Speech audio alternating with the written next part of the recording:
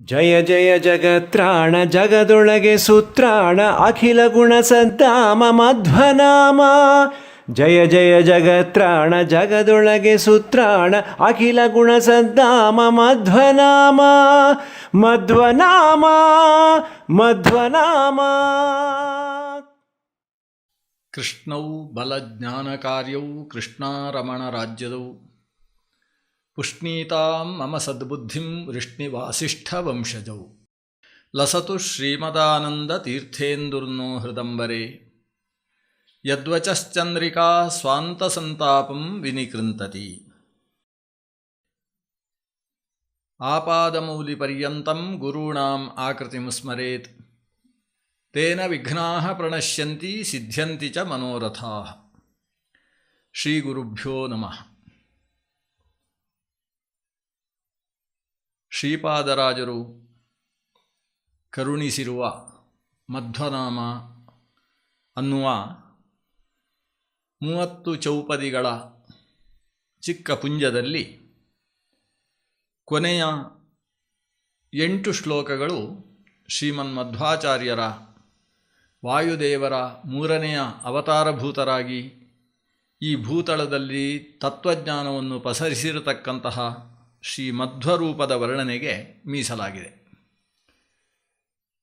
ನಾರಾಯಣ ಪಂಡಿತರು ಮಧ್ವಚರಿತೆಯನ್ನು ಶ್ರೀಮಧ್ವವಿಜಯ ಅನ್ನುವ ಹೆಸರಿನಲ್ಲಿ 16 ಸರ್ಗಗಳ 1008 ಶ್ಲೋಕಗಳ ವಿಸ್ತೃತ ಗ್ರಂಥದಲ್ಲಿ ನಿರೂಪಿಸಿದ್ದಾರೆ. ಅಷ್ಟು ನಿರೂಪಿಸಿಯೂ ನಾನು ಮಧ್ವಚರಿತೆಯನ್ನೆಲ್ಲ ಹೇಳುವುದಕ್ಕೆ ಸಾಧ್ಯ ಇಲ್ಲ. ಭುವನಾದ್ಭುತ ಮಧ್ವಚೇಷ್ಟಿತಂ ನವದೇಮಾಪಿ ಸುರಾಯುಷಾವಯಂ. ಮಧ್ವಾಚಾರ್ಯರ ಚೇಷ್ಟೆ, ಮಧ್ವಾಚಾರ್ಯರ ಮಹಿಮೆ, ಅವರ ಚರಿತ್ರೆ, ಇದನ್ನು ದೇವತೆಗಳಿಗಿರುವ ಆಯುಷ್ಯವನ್ನು ಮನುಷ್ಯನಿಗೆ ದೇವರು ಕೊಟ್ಟರೂ ಆ ದೇವತೆಗಳ ಆಯುಷ್ಯದಿಂದಲೂ ನಾವು ಹೇಳಿ ಮುಗಿಸುವುದಕ್ಕೆ ಸಾಧ್ಯ ಇಲ್ಲ ಅನ್ನುವ ಮಾತನ್ನು ಮಧ್ವರ ಶಿಷ್ಯರು ಮತ್ತೆ ಮತ್ತೆ ಆಡ್ತಾ ಇದ್ದರು ಅನ್ನುವುದನ್ನು ಮಧ್ವವಿಜಯ ಅನ್ನುವ ಇತಿಹಾಸ ಗ್ರಂಥದಲ್ಲಿ ಉಲ್ಲೇಖ ಮಾಡಿದ್ದಾರೆ ನಾರಾಯಣ ಪಂಡಿತರು. ಅಂತಹ ಮಧ್ವಚರಿತೆಯನ್ನು ನಾವು ಪ್ರತಿನಿತ್ಯ ಪಠಿಸಿಕೊಳ್ಳುವುದಕ್ಕೆ ಅನುಕೂಲವಾಗುವ ಹಾಗೆ ಎಷ್ಟು ಸಂಕ್ಷೇಪ ಸಾಧ್ಯ ಅಷ್ಟು ಸಂಕ್ಷಿಪ್ತವಾಗಿ ಈ 23, 24, 25, 26, 27 ಅಂದರೆ ಬರೀ 6 ಶ್ಲೋಕ, ಮತ್ತೆ 2 ಶ್ಲೋಕಗಳು ಅಥವಾ 2 ಪದ್ಯಗಳು, ಅದು ಕೊನೆಯದಾಗಿ ಉಪಸಂಹಾರ ಮಾಡುವ ಮಂಗಳ ಶ್ಲೋಕಗಳು. ಈ ಸ್ವರೂಪದಿಂದ ಬರೀ 6 ಚೌಪದಿ ಪದ್ಯಗಳಲ್ಲಿ ಇದನ್ನು ನಿರೂಪಣೆ ಮಾಡುವ ಒಂದು ವಿಶಿಷ್ಟ ಕೆಲಸವನ್ನು ಶ್ರೀಪಾದರಾಜರು ಮಾಡಿದ್ದಾರೆ. ಭೀಮಸೇನನ ಅವತಾರದ ಬಗ್ಗೆ ನಾವು ತಿಳಿದಿವಿ. ಭೀಮಸೇನ ದೇವರು ದ್ರೌಪದಿ ದೇವಿಗೆ ಸೌಗಂಧಿಕ ಪುಷ್ಪವನ್ನು ತರುವ ಒಂದು ವ್ಯಾಜವನ್ನಿಟ್ಟುಕೊಂಡು ಅನೇಕ ತಾಮಸ ವ್ಯಕ್ತಿತ್ವದ ಸಂಹಾರವನ್ನು ಮಾಡಿದರು ಅನ್ನುವ ಕಥೆ ಹಿಂದೆ ಬಂದಿದೆ. ಗಂಧಮಾದನ ಪರ್ವತದ ಸನಿಹದಲ್ಲಿದ್ದಂತಹ ಕ್ರೋಧವಶರೇ ಮೊದಲಾದ ಅನೇಕ ದುಷ್ಟ ದಾನವರನ್ನು ಭೀಮಸೇನ ದೇವರು ತಮ್ಮ ಗದೆಯಿಂದ ಪುಡಿಗುಟ್ಟಿದ್ದರು. ಅವರು ಏನಾದರೂ ಮಾಡಿ ಈ ವಾಯುದೇವರಿಗೆ, ಭೀಮಸೇನ ದೇವರಿಗೆ ಬೇಸರವನ್ನುಂಟು ಮಾಡಬೇಕು, ಯಾವುದೇ ಕಾರಣದಿಂದ ನಾವು ಪ್ರತೀಕಾರವನ್ನು ಮಾಡದೇ ಇರಬಾರದು ಅಂತ ತೀರ್ಮಾನಿಸಿ ಮತ್ತೆ ಮತ್ತೆ ಜನಿಸುವುದಕ್ಕೆ ಪ್ರಾರಂಭಿಸಿದರು. ಅವರು ಈ ಭೂಲೋಕದಲ್ಲಿ ಕಲಿಯುಗದಲ್ಲಿ ಆವಿರ್ಭವಿಸಿದರು ಅನ್ನುವ ಮಾತನ್ನು ಇಲ್ಲಿ ಶ್ರೀಪಾದರಾಜರು ಉಲ್ಲೇಖ ಮಾಡ್ತಾ ಇದ್ದಾರೆ. ಮಧ್ವವಿಜಯದಲ್ಲಿ ಈ ಮಾತನ್ನು ಹೇಳ್ತಾರೆ. ಏತತ್ ಪ್ರತೀಪಂ ಕಿಲ ಕರ್ತು ಕಾಮಾಹ ನಷ್ಟೌಜಸ ಸಂಕಟಮೇವ ಮಾಪ್ಯ. ಈ ರೀತಿ ಸಂಕಟವನ್ನು ಹೊಂದಿದಂತಹ, ಓಜಸ್ಸು ತೇಜಸ್ಸುಗಳನ್ನು ಕಳೆದುಕೊಂಡಂತಹ ಕ್ರೋಧವಶ ಪ್ರಭೃತಿಗಳೆಲ್ಲ ಇದಕ್ಕೊಂದು ಪ್ರತೀಪ ಅಥವಾ ಪ್ರತೀಕಾರವನ್ನು ನಡೆಸಬೇಕು ಅಂತ ಚಿಂತನೆ ಮಾಡಿ ಕಾಲೇ ಕಲವು ಈ ಕಲಿಯುಗದಲ್ಲಿ ಆವಿರ್ಭವಿಸಿ ನೈರ್ಗುಣ್ಯವಾದವನ್ನು ಪ್ರಸರಿಸಿದರು. ಭಗವಂತನ ಮಹತಿಯನ್ನು ಪೂರ್ತಿ ಕಳೆಗುಂದಿಸತಕ್ಕಂತಹ ದೇವರು ಗುಣರಹಿತ ಅನ್ನುವ ಒಂದು ವಾದವನ್ನು ಲೋಕದಲ್ಲಿ ಪಸರಿಸಿದರು. ಅದನ್ನು ಇಲ್ಲಿ ಉಲ್ಲೇಖ ಮಾಡ್ತಾ ಇದ್ದಾರೆ.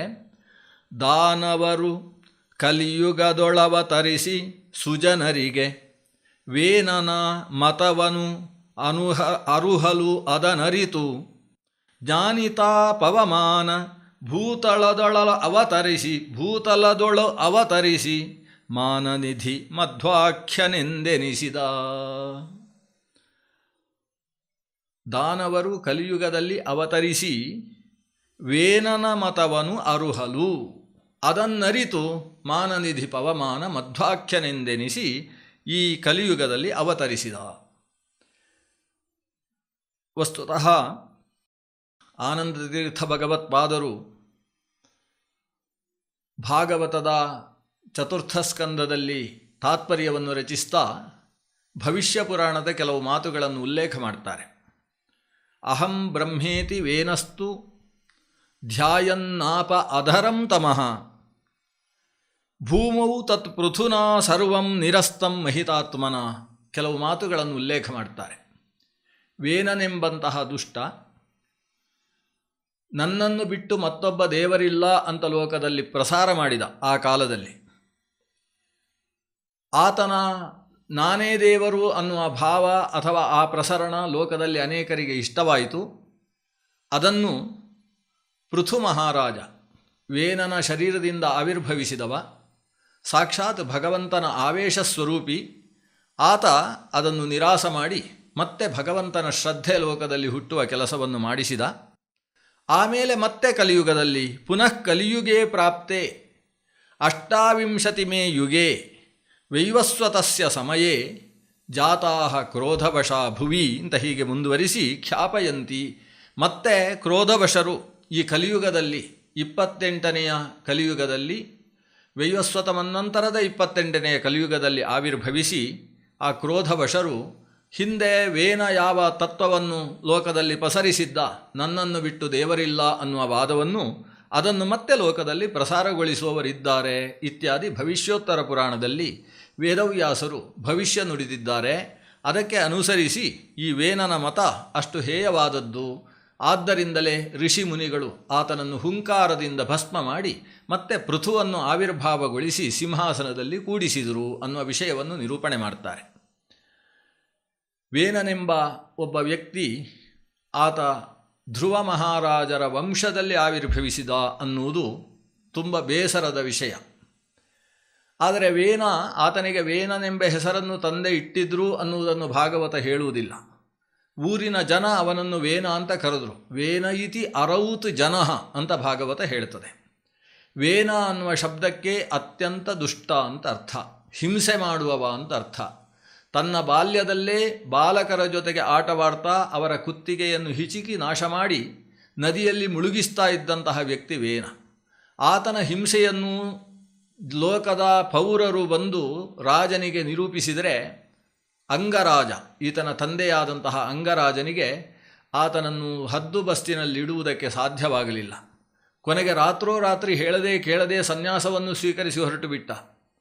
ಈತನ ಕಾರಣದಿಂದಾಗಿ ರಾಜ ನಾಪತ್ತೆಯಾಗುವಂತಹ ಪ್ರಸಂಗ ಬಂದು ಹೋಯಿತು. ಕೊನೆಗೆ ವೇನನೇ ರಾಜನಾದ. ಆದರೆ ರಾಜನಾದ ಮೇಲೆ ತಪಸ್ಸು ಮಾಡತಕ್ಕಂತಹ ಋಷಿಮುನಿಗಳನ್ನು ಕಾಡಿನಿಂದ ನಗರಕ್ಕೆ ಕರೆಸಿದ. ನೀವು ಕಾಡಿನಲ್ಲಿ ದೇಶಕ್ಕೆ ಏನನ್ನೂ ಸಲ್ಲಿಸದೆ ಸುಮ್ಮನೆ ಕಾಲವನ್ನು ಹರಣ ಮಾಡ್ತಾ ಇದ್ದೀರಿ, ಕೃಷಿಯಲ್ಲಿ ತೊಡಗಬೇಕು, ದೇಶಕ್ಕೆ ಬೇಕಾದಂತಹ ಸಂಪಾದನೆಯನ್ನು ಮಾಡಬೇಕು, ಕಾಲವನ್ನು ಕಳೆದು ಈ ದೇಶಕ್ಕೆ ಹಾನಿ ಮಾಡಬಾರದು ಅಂತ ಅವರಿಗೆ ಉಪದೇಶಿಸ್ತಾನೆ. ಋಷಿಮುನಿಗಳು ಲೋಕದ ಕ್ಷೇಮಕ್ಕೋಸ್ಕರವೇ ನಮ್ಮ ತಪಸ್ಸಿನ ಕಾರಣದಿಂದ ಕಾಲಕ್ಕೆ ವೃಷ್ಟಿಯಾಗ್ತದೆ ಅಂತ ಆಸ್ತಿಕ್ಯವನ್ನು ಎಷ್ಟು ಈತನಲ್ಲಿ ಹೇಳಿದರೂ ಈತ ನಾಸ್ತಿಕ್ಯವನ್ನು ಅವರ ಮುಂದೆ ಸಮರ್ಥನೆ ಮಾಡಿದ. ರಾಜನೆಂಬ ನಾನು ಸಾಕ್ಷಾತ್ ದೇವರಾಗಿರಬೇಕಾದರೆ ನನ್ನನ್ನು ಆರಾಧನೆ ಮಾಡುವುದು ಬಿಟ್ಟು ಯಾವುದೋ ಇನ್ನೊಬ್ಬ ಜಾರನನ್ನು ಹುಡುಕಿಕೊಂಡ ಹೋದ ಸತಿಯ ಹಾಗೆ ಯಾವ ದೇವರನ್ನು ನೀವು ಆರಾಧಿಸ್ತೀರಿ ಅಂತ ಚರ್ಚೆಯನ್ನು ಮಾಡ್ತಾನೆ. ಋಷಿಮುನಿಗಳು ಎಷ್ಟು ಹೇಳಿದರೂ ಕೇಳುವುದಿಲ್ಲ. ಲೋಕದಲ್ಲಿ ನಾಸ್ತಿಕ್ಯ ಪ್ರಸರಣ ಮಾಡಿದ ಕಾರಣದಿಂದಾಗಿ 12 ವರ್ಷಗಳ ತನಕ ಮಳೆ ಸುರಿಯುವುದಿಲ್ಲ, ಹಾಹಾಕಾರ ವೇಳ್ತದೆ. ಇನ್ನು ಈತನೇ ಸಿಂಹಾಸನದಲ್ಲಿ ಮುಂದುವರೆದರೆ ರಾಜನ ಕಾರಣದಿಂದ ಪ್ರಜೆಗಳು ಅನಂತ ದುಃಖಕ್ಕೆ ಭಾಗಿಗಳಾಗ್ತಾರೆ ಅನ್ನುವ ಕಾರಣದಿಂದ ಋಷಿಮುನಿಗಳ ನಿಯೋಗ ಅವನ ಮುಂದೆ ಬಂದು ಉಪದೇಶ ಮಾಡಿತು. ಮತ್ತೆ ಕೇಳದೆ ಹೋದಾಗ ಹುಂಕಾರದಿಂದ ರಾಜನನ್ನು ಕೆಳಕ್ಕೆ ಬೀಳಿಸಿ ಆತನ ಶರೀರವನ್ನು ಮಥನ ಮಾಡಿ ಅಲ್ಲಿಂದ ಪೃಥುವಿನ ಆವಿರ್ಭಾವವಾಯಿತು ಅನ್ನುವುದು ಭಾಗವತದ ಚತುರ್ಥ ಸ್ಕಂದದಲ್ಲಿ ಬರ್ತಕ್ಕಂತಹ ಕಥೆ. ವೇನ ಅವತ್ತು ಏನು ನಾಸ್ತಿಕ್ಯವನ್ನು ಪ್ರಸರಿಸಿದ, ಆ ನಾಸ್ತಿಕ್ಯಕ್ಕೆ ಇನ್ನೊಂದು ಮುಖವನ್ನು ಕೊಟ್ಟು ತಾನೇ ದೇವರು, ಬೇರೆ ಯಾವುದೂ ಇಲ್ಲ ಅನ್ನುವ ರೀತಿಯ ವೈದಿಕವಾದಂತಹ ಒಂದು ಮತ ಈ ಲೋಕದಲ್ಲಿ ಕಲಿಯುಗದಲ್ಲಿ ಪಸರಿಸಿತು ಅನ್ನುವುದು ಈ ಶ್ರೀಪಾದರಾಜರ ಪದ್ಯದ ಭಾವ. ಅದು ಭವಿಷ್ಯ ಪುರಾಣದ ಮಾತನ್ನು ಅನುವಾದ ಮಾಡಿದ ಹಾಗಿದೆ. ದಾನವರು ಕಲಿಯುಗದೊಳು ಅವತರಿಸಿ ಸುಜನರಿಗೆ ವೇನನ ಮತವನು ಅರುಹಲು ಅದನರಿತು ಪವಮಾನ ಮಧ್ವಾಖ್ಯ ನೆನೆಸಿದ. ವಸ್ತುತಃ ಲೋಕದಲ್ಲಿ ಇವತ್ತು ಅನೇಕ ತತ್ವಗಳಿದ್ದಾವೆ. ಅಹಂ ಬ್ರಹ್ಮಾಸ್ಮಿ ಅಂತ ಪ್ರತಿಪಾದನೆ ಮಾಡ್ತಕ್ಕಂತಹ ಮತಗಳಿದ್ದಾವೆ. ನಾನು ಪರಮಾತ್ಮನು ಅತ್ಯಂತ ಸಮಾನ, ಮೋಕ್ಷದಲ್ಲಿ ನಮಗೆ ಪರಮಸಾಮ್ಯ ಇರ್ತದೆ ಅಂತ ಹೇಳ್ತಕ್ಕಂತಹ ಮತವಿದೆ. ಈ ಮತವನ್ನೆಲ್ಲ ನಿರೂಪಿಸಿರತಕ್ಕಂತಹವರು ದಾನವರು ಅನ್ನುವ ಶಬ್ದವನ್ನು ಕೇಳುವಾಗ ಇವತ್ತಿನ ಸಮಾಜದಲ್ಲಿ ಗೊಂದಲ ಉಂಟಾಗುವಂಥದ್ದು ಸ್ವಾಭಾವಿಕ. ಈ ರೀತಿಯ ಮತಗಳಲ್ಲಿ ವೈಮನಸ್ಯಗಳು ಯಾಕೆ ಬೇಕು? ಎಲ್ಲವೂ ವೇದವನ್ನು ಅನುಸರಿಸಿಕೊಂಡು ಸಾಗತಕ್ಕಂತಹ ಮತಗಳು, ವೈದಿಕ ಮತಗಳು ಅಂತಾದ ಮೇಲೆ ನಮ್ಮಲ್ಲಿ ಆಚಾರ್ಯ ಪುರುಷರನ್ನು ಬೈದುಕೊಳ್ಳತಕ್ಕಂತಹ ಮಾತುಗಳು ಯಾಕೆ ಬೇಕು ಅಂತಕ್ಕಂತಹ ಮಾತು ವಾಸ್ತವವಾಗಿ ಬರ್ತದೆ. ಇತಿಹಾಸದಲ್ಲಿ ಪುರಾಣಗಳಲ್ಲಿ ಬಂದಂತಹ ಮಾತುಗಳನ್ನು ನಮ್ಮ ಹಿರಿಯರೆಲ್ಲ ನಿರೂಪಿಸಿಕೊಂಡು ಬಂದಿದ್ದಾರೆ. ಆ ಹಿರಿಯರ ಮಾತನ್ನು ಅನುಸರಿಸಿಕೊಂಡು ದಾಸವರಿಯರೂ ಕೂಡ ತಮ್ಮ ಪದ್ಯಗಳಲ್ಲಿ, ಶ್ರೀಪಾದರಾಜರಂತಹ ಪೀಠಾಧಿಪತಿಗಳು ಕೂಡ ತಮ್ಮ ಪದ್ಯದಲ್ಲಿ ಅದನ್ನು ನಿರೂಪಿಸ್ತಾರೆ. ಇದರ ಮೂಲಕವಾಗಿ ತಮ್ಮ ಪರಂಪರೆಯಲ್ಲಿ ಬಂದಂತಹ ಸಿದ್ಧಾಂತದಲ್ಲಿ ದಾರ್ಢ್ಯ ಉಂಟಾಗುವುದರ ಜೊತೆಗೆ ಇತರ ಮತದಲ್ಲಿರತಕ್ಕಂತಹ ದೋಷಗಳನ್ನು ಕಾಣುವುದಕ್ಕೆ ದಾರ್ಢ್ಯ ಬರ್ತದೆ, ಆ ಒಂದು ಮನಸ್ಥಿತಿ ಉಂಟಾಗ್ತದೆ ಅನ್ನುವ ಒಂದು ಸಾತ್ವಿಕ ಭಾವವೂ ಅದರಲ್ಲಿದೆ. ಆದರೆ ಅದರ ಜೊತೆಗೆ ನಾವು ತಿಳಿಯಬೇಕಾದದ್ದು, ಇವತ್ತಿನ ವಾತಾವರಣದಲ್ಲಿ ನಾವು ಪರಮತದಲ್ಲಿ ಯಾವುದೇ ರೀತಿಯ ಹಿಂಸಾಭಾವವನ್ನು, ಮಾನಸಿಕ ಹಿಂಸೆಯನ್ನು ಉಂಟು ಮಾಡತಕ್ಕಂತಹ ಮಾತುಗಳನ್ನು ಬಳಸದೆ ಅವರ ತತ್ವದಲ್ಲಿರತಕ್ಕಂತಹ ವೈಲಕ್ಷಣ್ಯದ ಕಾರಣದಿಂದ ಆ ತತ್ವದಲ್ಲಿ ಯಾವ ದೋಷ ಇದೆ ಅನ್ನುವುದನ್ನು ಮನಗಂಡು ನಮ್ಮ ಸಿದ್ಧಾಂತದಲ್ಲಿ ಗಟ್ಟಿಯಾಗಬೇಕಾದಂತಹ ಕಾಲ ಇವತ್ತು ಒದಗಿದೆ. ಆದರೂ ಪುರಾಣಗಳಲ್ಲಿ ಯಾವ ಸ್ವರೂಪದಲ್ಲಿ ಇತರ ಮತಾಚಾರ್ಯರ ಬಗ್ಗೆ ಮಾತುಗಳು ಬಂದಿದ್ದಾವೆ, ಅಲ್ಲಿ ಇಂತಹ ಆಚಾರ್ಯರು ಅನ್ನೋ ಹೆಸರು ಅಲ್ಲಿ ಬರದೇ ಹೋದರೂ ಇಂತಹ ವ್ಯಕ್ತಿಗಳು, ಅಸುರರು, ದಾನವರು, ಅವರು ಯಾವ ಥರದ ಮತವನ್ನು ಲೋಕದಲ್ಲಿ ಪಸರಿಸಿದರು ಅನ್ನುವ ಮಾತುಗಳು ಬರ್ತಾವೆ. ಅದರಲ್ಲಿ ನಾಸ್ತಿಕ್ಯ ಮತ ಅನ್ನುವುದು, ದಾನವ ಮತ ಅನ್ನುವುದು ಸ್ಪಷ್ಟ.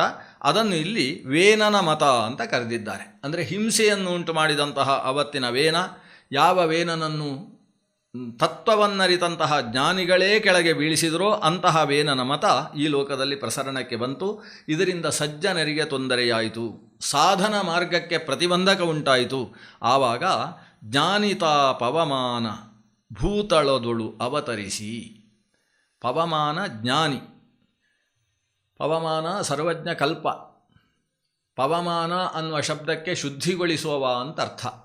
ಇಂತಹ ಅಶುದ್ಧಿ ಅವತ್ತು ಉಂಟಾದಾಗ ವಿಜ್ಞಾನ ಭಾನುಮತಿ ಕಾಲಬಲೇನ ಲೀನೆ ದುರ್ಭಾಷ್ಯ ಸಂತಮಸ ಸಂತತಿತೋ ಜನೇಂಧೇ. ಜನರಲ್ಲಿ ಕತ್ತಲೆ ಅಡರುವುದಕ್ಕೆ ಪ್ರಾರಂಭವಾಯಿತು. ಯಾಕಂದರೆ ಸೂರ್ಯ ಮುಳುಗಿದ್ದ. ಯಾವ ಸೂರ್ಯ?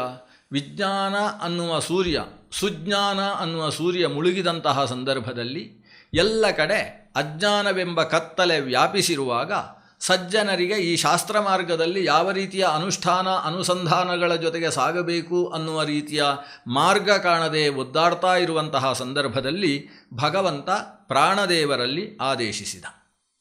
ನಾನು ಈ ಕಲಿಯುಗದಲ್ಲಿ ಅವತರಿಸುವುದಿಲ್ಲ ಅಂತ ಸಂಕಲ್ಪಿಸಿದ್ದೇನೆ.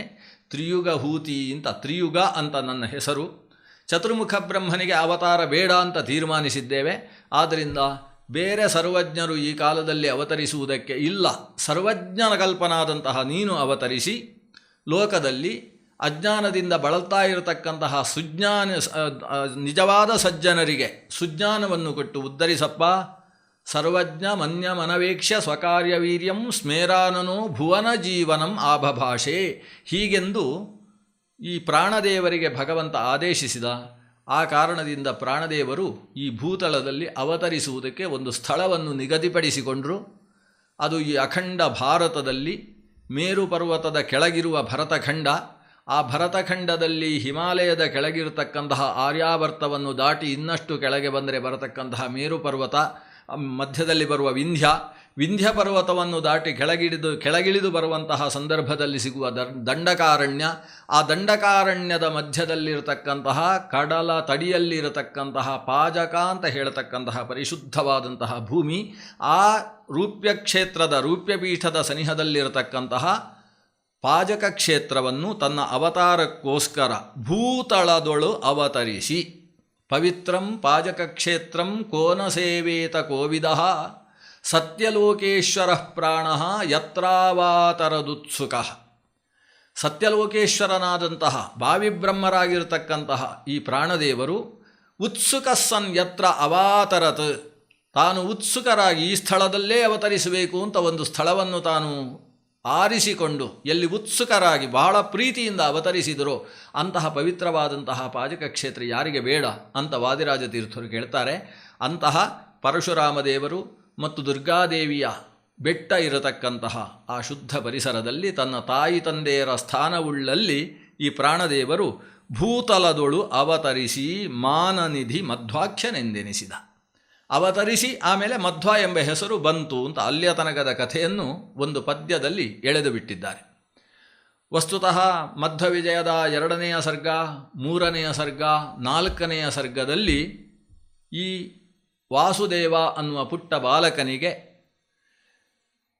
ಅವತ್ತಿನ ಅಚ್ಯುತ ಪ್ರೇಕ್ಷರು ಅಥವಾ ಅಚ್ಯುತ ಪ್ರಜ್ಞರು ಅವರು ಆಶ್ರಮವನ್ನು ನೀಡಿರತಕ್ಕಂತಹ ಪ್ರಸಂಗ ಇದೆ. 5ನೇ ಸರ್ಗದಲ್ಲಿ ಅವರಿಗೆ ಆನಂದ ತೀರ್ಥ ಅಂತ ನಾಮಕರಣವಾಗಿ ವೇದಾಂತ ಸಿಂಹಾಸನದಲ್ಲಿ ಅಭಿಷೇಕವಾಗ್ತದೆ. ತಾವು ಗ್ರಂಥಗಳನ್ನು ರಚಿಸುವುದಕ್ಕೆ ಪ್ರಾರಂಭ ಮಾಡಿ ತಾವು ಗ್ರಂಥಗಳಲ್ಲಿ ತಮ್ಮ ನಾಮವನ್ನಾಗಿ ಮಧ್ವನಾಮವನ್ನು ಉಲ್ಲೇಖ ಮಾಡ್ತಾರೆ. ಸ್ವತಃ ಪೂರ್ಣಪ್ರಜ್ಞರು ಆನಂದ ತೀರ್ಥರು ಅಂತ ಕರೆಸಿಕೊಂಡಂತಹ ಅವತ್ತಿನ ಆ ಅನುಮಾನ ತೀರ್ಥರು.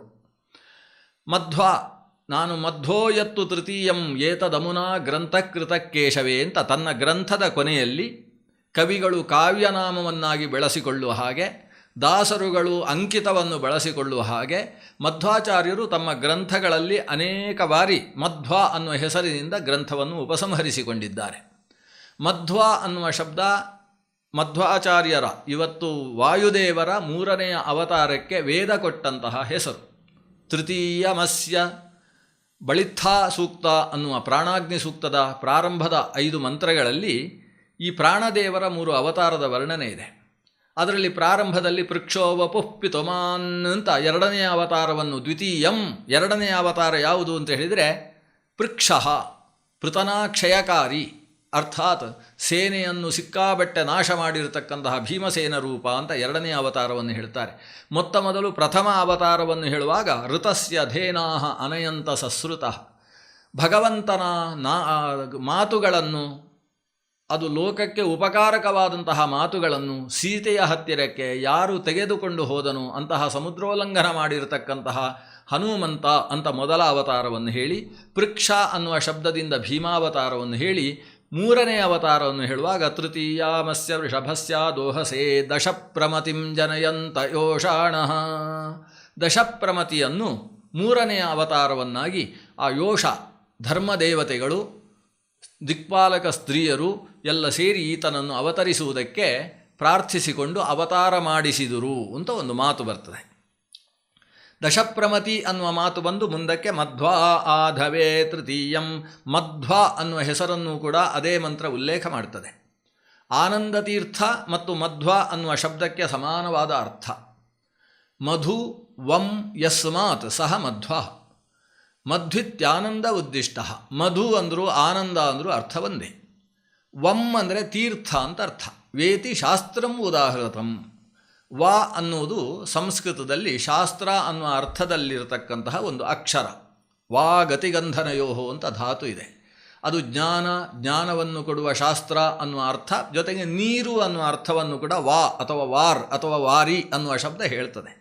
ಹಾಗಾಗಿ ತೀರ್ಥ ಅಥವಾ ಶಾಸ್ತ್ರ ಅನ್ನುವ ಅರ್ಥದಲ್ಲಿ ವಾ ಅನ್ನುವ ಶಬ್ದ ಇದೆ. ಮಧು ಮತ್ತು ವಾ ಇದು ಒಟ್ಟು ಸೇರಿ ಆನಂದ ತೀರ್ಥ ಅಂತ ಆಗ್ತದೆ.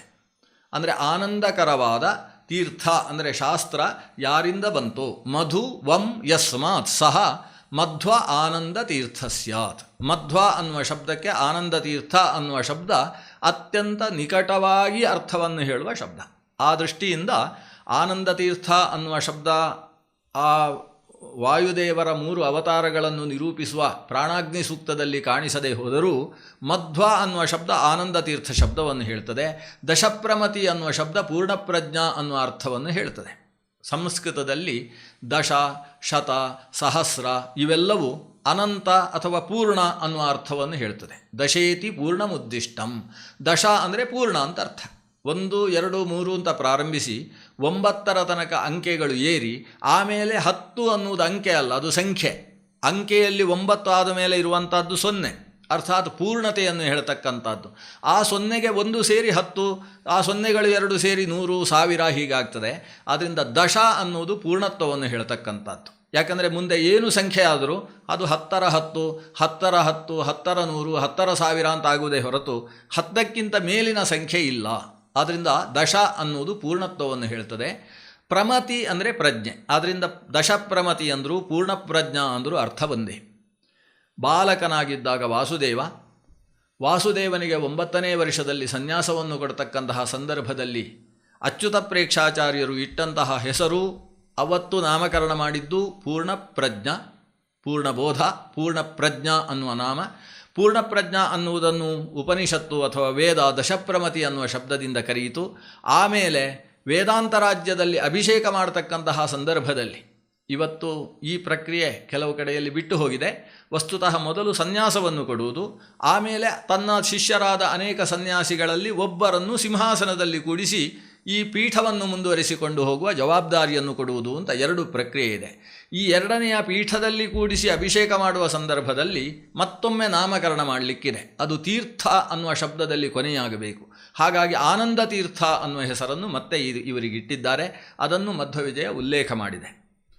ಆ ಹೆಸರು ಈ ವೇದದಲ್ಲಿ ಬರ್ತದೆ. ಅದನ್ನು ಹೇಳ್ತಾ ಇದ್ದಾರೆ, ಮಾನನಿಧಿ ಮಧ್ವಾಖ್ಯನೆಂದೆನಿಸಿದ. ಮಧ್ವ ಅಂತ ಹೆಸರು ಬರುವ ಹೊತ್ತಿಗೆ ಇವರು ಮಾನನಿಧಿ. ಮಾನ ಅಂದರೆ ಪ್ರಮಾಣ, ಮಾನ ಅಂದರೆ ಜ್ಞಾನ, ಮಾನ ಅಂದರೆ ಅಭಿಮಾನ, ಅದರ ನಿಧಿ ಅಂದರೆ ಅದರ ದೊಡ್ಡ ಕೊಪ್ಪರಿಗೆ. ಅಭಿಮಾನ ಜ್ಞಾನ ಪ್ರಮಾಣಗಳಿಂದ ತುಂಬಿರತಕ್ಕಂತಹ ಮಧ್ವಾಚಾರ್ಯರು. ಅವರ ಬಾಲ್ಯದಲ್ಲೇ ಅವರ ಅಭಿಮಾನವನ್ನು ನಾವು ಕಾಣ್ತೇವೆ. ತಂದೆ ಹೇಳಿದರು, ಸನ್ಯಾಸ ಬೇಡ ಮಗು, ನಮ್ಮ 2 ಮಕ್ಕಳು ಹಿಂದೆ ಮೃತರಾಗಿದ್ದಾರೆ, ನನುತವು ಸುತವು ಮೃತವು, ಈಗ ಒಬ್ಬ ಮಗ ನೀನಿದ್ದಿ, ನಮಗೆ ಕೊನೆಯಲ್ಲಿ ಒಂದು ಪಿತೃಕಾರ್ಯವನ್ನು ನಡೆಸುವುದಕ್ಕಾದರೂ ನೀನು ಬೇಡುವೆ, ಸನ್ಯಾಸವನ್ನು ಸುತರಾಂ ತೆಗೊಳ್ಳಬೇಡ. ಹಠ ಹಿಡಿದರು. ನೀನು ಅಕಸ್ಮಾತ್ ಸನ್ಯಾಸ ತೆಗೊಳ್ಳುವುದು ಅಂತಾದರೆ ನಾನು ಈ ಕೆರೆಗೆ ಹಾರಿಬಿಡ್ತೇನೆ, ನಾನೊಂದು ಸಾಹಸ ಮಾಡ್ತೇನೆ ಅಂತ. ಸಾಹಸೋ ಮೇ ದೃಢ ಇತ್ಯಭಾಷತ, ನಾನು ಆತ್ಮಹತ್ಯೆ ಮಾಡಿಕೊಂಡು ಬಿಡ್ತೇನೆ ಅಂತ ಈ ರೀತಿ ಹೇಳಿದರು. ಆವಾಗ ಈ ದೃಢ ಮಾನನಿಧಿ ತಾನು ತನ್ನ ಬಟ್ಟೆಯನ್ನು ಹಾಗೆ ಹರಿದು ಒಂದು ಕೌಪೀನವನ್ನು ಹಾಕ್ಕೊಂಡು, ನಾನು ಕೌಪೀನ ಉಟ್ಟೆ ಅಂತಾದರೆ ನೀವು ನೀರಿಗೆ ಹಾರ್ತೇನೆ ಅಂತ ಹೇಳಿದ್ರಲ್ವ, ಮಾಡಿ ನೋಡುವ ಸಾಹಸ. ಯಾರು ಹುಟ್ಟಿಸಿದ್ದಾನೋ ಅವನಿಗೆ ಸಂಹಾರ ಮಾಡತಕ್ಕಂತಹ ಶಕ್ತಿ ಇರುವಂಥದ್ದು. ನಮಗೆ ನಮ್ಮನ್ನು ಸಂಹರಿಸಿಕೊಳ್ಳುವುದಕ್ಕೆ ಅಧಿಕಾರ ಇಲ್ಲ, ಯಾಕಂದರೆ ನಮಗೆ ನಾವಾಗಿ ಹುಟ್ಟುವುದಕ್ಕೂ ಅಧಿಕಾರ ಇಲ್ಲ. ಆದ್ದರಿಂದ ಆತ್ಮಹತ್ಯೆ ಮಾಡುವುದಕ್ಕೆ ಹೇಗೆ ಸಾಧ್ಯ ಒಬ್ಬ ವ್ಯಕ್ತಿಯಿಂದ? ಪ್ರಾಣಜೀವ, ಪ್ರಾಣಚೇತನ, ಪ್ರಾಣದೇವ ನಿಮ್ಮ ಪ್ರಾಣ ಇರಬೇಕು ಅಂತ ಬಯಸಿದರೆ ನೀವು ಶರೀರವನ್ನು ತ್ಯಾಗ ಮಾಡುವುದಾದರೂ ಹೇಗೆ ಸಾಧ್ಯ ಅಂತ ಅವರಿಗೆ ಅಭಿಮಾನದಿಂದ ಉತ್ತರವನ್ನು ಕೊಟ್ಟಂತಹ ಮಗು ಅದು. ಆಮೇಲೆ ಸನ್ಯಾಸವನ್ನು ಸ್ವೀಕರಿಸಿತು, ತಾಯಿಯ ಅನುಜ್ಞೆಯನ್ನು ಕೂಡ ಪಡೆಯಿತು. ಸನ್ಯಾಸ ಸ್ವೀಕರಿಸಿ ಕೊನೆಗೆ ಶಾಸ್ತ್ರ ರಚನೆ ಮಾಡುವಷ್ಟು ಎತ್ತರಕ್ಕೆ ಬೆಳೆಯಿತು. ಅಷ್ಟನ್ನು ಒಟ್ಟಿಗೆ ಸೇರಿಸಿ ಆ ಮಾನನಿಧಿ ಮಧ್ವಾಖ್ಯನೆಂದೆನಿಸಿದ. ಪಾಜಕದಲ್ಲಿ ಆವಿರ್ಭವಿಸಿದರು. ಅಲ್ಲಿಂದ ಉಡುಪಿಯ ಅನಂತೇಶ್ವರ ದೇವಳಕ್ಕೆ ಬಂದರು. ಅಲ್ಲಿ ಅಚ್ಯುತ ಪ್ರಜ್ಞರಲ್ಲಿ ಸನ್ಯಾಸವನ್ನು ಸ್ವೀಕರಿಸಿದರು. ಸನ್ಯಾಸವನ್ನು ಸ್ವೀಕರಿಸಿದ ಮೇಲೆ ತಾವು ಒಂದು ಬಾರಿ ಬದರಿಯ ತನಕ ಹೋಗಿ ಬರ್ತಾರೆ. ಇಲ್ಲಿ ಇನ್ನೊಂದು ವಿಶೇಷತೆಯನ್ನು ಮುಂದಿನ ಪದ್ಯದಲ್ಲಿ ಉಲ್ಲೇಖ ಮಾಡ್ತಾರೆ. ಇವರು ಸನ್ಯಾಸವನ್ನು ಸ್ವೀಕರಿಸುವುದಕ್ಕಿಂತ ಮುಂಚೆ ವಾಸುದೇವ ಅಂತ ಹೆಸರು. ಪಾಜಕ ಕ್ಷೇತ್ರದಲ್ಲಿ ವಾಸುದೇವ ತೀರ್ಥ ಅಂತಲೇ ಇವತ್ತು ಪ್ರಸಿದ್ಧ ಇದೆ. ಆ ವಾಸುದೇವ ತಾನು ಕಲ್ಲಿನಲ್ಲಿ ಮರಳು ಹಾಕಿ ಮರಳಿನಲ್ಲಿ ಅಕ್ಷರ ಬರಿತಾ ಇದ್ದಂತಹ ಸ್ಮಾರಕ ಇವತ್ತಿಗೂ ಇದೆ. ದುರ್ಗಾ ಬೆಟ್ಟಕ್ಕೆ ಕುಂಜಾರುಗಿರಿ ಅಂತ ಇವತ್ತು ಪ್ರಸಿದ್ಧವಾದಂತಹ ವಿಮಾನಗಿರಿ ಅದು. ಆ ಗಿರಿಗೆ ತಾನು ಹೋಗಿ ಅಲ್ಲಿಂದ ಒಂದು ಬಾರಿ ಅಮ್ಮ ಕರೆದಾಗ ಅಲ್ಲಿಂದಲೇ ಹಾರಿ ತಾನು ಹಾರುವ ಪವನನಿದ್ದೇನೆ ಅನ್ನುವುದನ್ನು ತೋರಿಸಿದಂತಹ ಘಟನೆಗೆ ಸಾಕ್ಷಿ ಇವತ್ತು ಅಲ್ಲಿದೆ. ಒಬ್ಬ ದೈತ್ಯ ಸರ್ಪಸ್ವರೂಪಿಯಾಗಿ ಬಂದು ಕಚ್ಚುವುದಕ್ಕೆ ಬಂದಾಗ ಆತನನ್ನು ಅಂಗುಷ್ಠದಿಂದ ತಾನು ಮರ್ದನ ಮಾಡಿದಂತಹ ಅಂಗುಷ್ಠದ ಪಾದದ ಚಿಹ್ನೆಯುಳ್ಳಂತಹ ಪ್ರದೇಶವೂ ಕೂಡ ಇವತ್ತು ಪಾಜಕ ಕ್ಷೇತ್ರದಲ್ಲಿದೆ. ಯಾವ ಪ್ರದೇಶದಲ್ಲಿ ಸರ್ಪಹನನ ಅನ್ನುವುದು ಅತ್ಯಂತ ದೋಷದಾಯಕವೋ ಅಂತಹ ಪ್ರದೇಶದಲ್ಲಿ ದುಷ್ಟ ಸರ್ಪನನ್ನು ಸಂಹಾರ ಮಾಡಿರತಕ್ಕಂತಹ ಬಾಲಕ ವಾಸುದೇವ. ಅಷ್ಟು ಎತ್ತರದ ಗಿರಿಯಿಂದ ಈ ಪಾಜಕ ಕ್ಷೇತ್ರದ ಮನೆಯ ತನಕ ಹಾರ್ತಾನೆ ಅಂತಾದರೆ ಅದು ಸಾಕ್ಷಾತ್ ವಾಯುದೇವರು ಅನ್ನುವುದರಲ್ಲಿ ಸಂದಿಗ್ಧತೆ ಇಲ್ಲ. ಅಂತಹ ವಾಸುದೇವನಾಗಿರುವಾಗಲೇ ಈ ಪ್ರಾಣದೇವ ತಾನು ಅಲ್ಲಿಂದ ಬದರಿಯ ತನಕ ಹೋಗಿ ಬಂದಿದ್ದಾರೆ ಅನ್ನುವ ಅಭಿಪ್ರಾಯ ಬರುವ ಒಂದು ಪದ್ಯವನ್ನು ಶ್ರೀಪಾದರಾಜರು ಇಲ್ಲಿ ಬರಿತಾ ಇದ್ದಾರೆ. ಅರ್ಭಕ ತನದೊಳೈದಿ ಬದರಿಯಲಿ ಮಧ್ವಮುನಿ ನಿರ್ಭಯದಿ ಸಕಲ ಶಾಸ್ತ್ರಾರ್ಥಗಳ ಪಠಿಸಿದ. ಉರ್ಬಿಯೊಳು ಆಮನಾಯ ತತ್ವದ ಮಾರ್ಗವನು ಒಬ್ಬ ಮಧ್ವಮುನಿ ತೋರ್ದ ಸುಜನರ್ಗೆ. ಅರ್ಭಕ ತನದೊಳು, ಅರ್ಭಕ ಅಂದರೆ ಮಗು, ಇನ್ನೂ ಮಗುವಾಗಿರುವಾಗಲೇ ಬಾಲಕತನದಲ್ಲೇನೆ. ಐದಿ ಬದರಿಯಲಿ, ಬದರಿಗೆ ಹೋಗಿ ಮಧ್ವಮುನಿ ನಿರ್ಭಯದಿ ಸಕಲ ಶಾಸ್ತ್ರಾರ್ಥಗಳ ಪಠಿಸಿದ. ಆಮೇಲೆ ಮಧ್ವಮುನಿಯಾಗಿ ನಿರ್ಭಯದಿಂದ ಸಕಲ ಶಾಸ್ತ್ರಾರ್ಥಗಳನ್ನು ಪಠಿಸಿದ ಅಂತ ಹೀಗೊಂದು ಮಾತಿದೆ. ಇದನ್ನು ಪಾಠಾಂತರ ಮಾಡಿ ಪಠಿಸುವಂಥದ್ದು ನಮ್ಮಲ್ಲಿ ಹೆಚ್ಚು ಸಂಪ್ರದಾಯದಲ್ಲಿರುವಂಥದ್ದು. ಅರ್ಭಕ ತನವ ನೀಗಿ ಬದರಿಯಲಿ ಮಧ್ವಮುನಿ ನಿರ್ಭಯದಿ ಸಕಲ ಶಾಸ್ತ್ರಾರ್ಥಗಳ ಪಠಿಸಿದ. ಅರ್ಭಕತನವ ನೀಗಿ ಅಂದರೆ ಬಾಲಕತ್ವವನ್ನು, ತನ್ನ ಬಾಲ್ಯವನ್ನು ಕಳೆದುಕೊಂಡು ನಂತರದಲ್ಲಿ ಮಧ್ವಮುನಿಯಾಗಿ ಆಮೇಲೆ ತನ್ನ 16ನೇ ವಯಸ್ಸಿನಲ್ಲಿ, ಸುಮಾರು 15-16ನೇ ವಯಸ್ಸಿನಲ್ಲಿ ಗೀತಾಭಾಷ್ಯವನ್ನು ರಚಿಸಿ ಆ ಗೀತಾಭಾಷ್ಯವನ್ನು ಆ ಬದರಿಕಾ ಕ್ಷೇತ್ರಕ್ಕೆ ಹೋಗಿ ನಾರಾಯಣನಿಗೆ ಅರ್ಪಿಸಬೇಕು ಅಂತ ಅಲ್ಲಿಗೆ ಸಾಗಿದ್ರು. ಇದು ಮಧ್ವವಿಜಯದಲ್ಲಿ ಉಲ್ಲೇಖ ಇದೆ. ಬಾಲ್ಯದಲ್ಲೇ ಅಲ್ಲಿಗೆ ಹೋದರು ಅನ್ನುವುದನ್ನು ಮಧ್ವವಿಜಯ ಅನ್ನುವ ಇತಿಹಾಸ ಗ್ರಂಥದಲ್ಲಿ ಉಲ್ಲೇಖ ಮಾಡಲಿಲ್ಲ.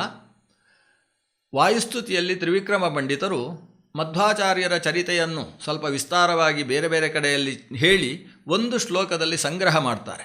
ಭೂತ್ವಾ ಕ್ಷೇತ್ರೇ ವಿಶುದ್ಧೇ ದ್ವಿಜಗಣ ನಿಲಯೇ ರೂಪ್ಯಪೀಠಾಭಿಧಾನೇ ತತ್ರಾಪಿ ಬ್ರಹ್ಮಜಾತಿಸ್ತ್ರಿಭುವನ ವಿಷಧೆ ಮಧ್ಯಗೇಹಾಕ್ಯಗೇಹೇ.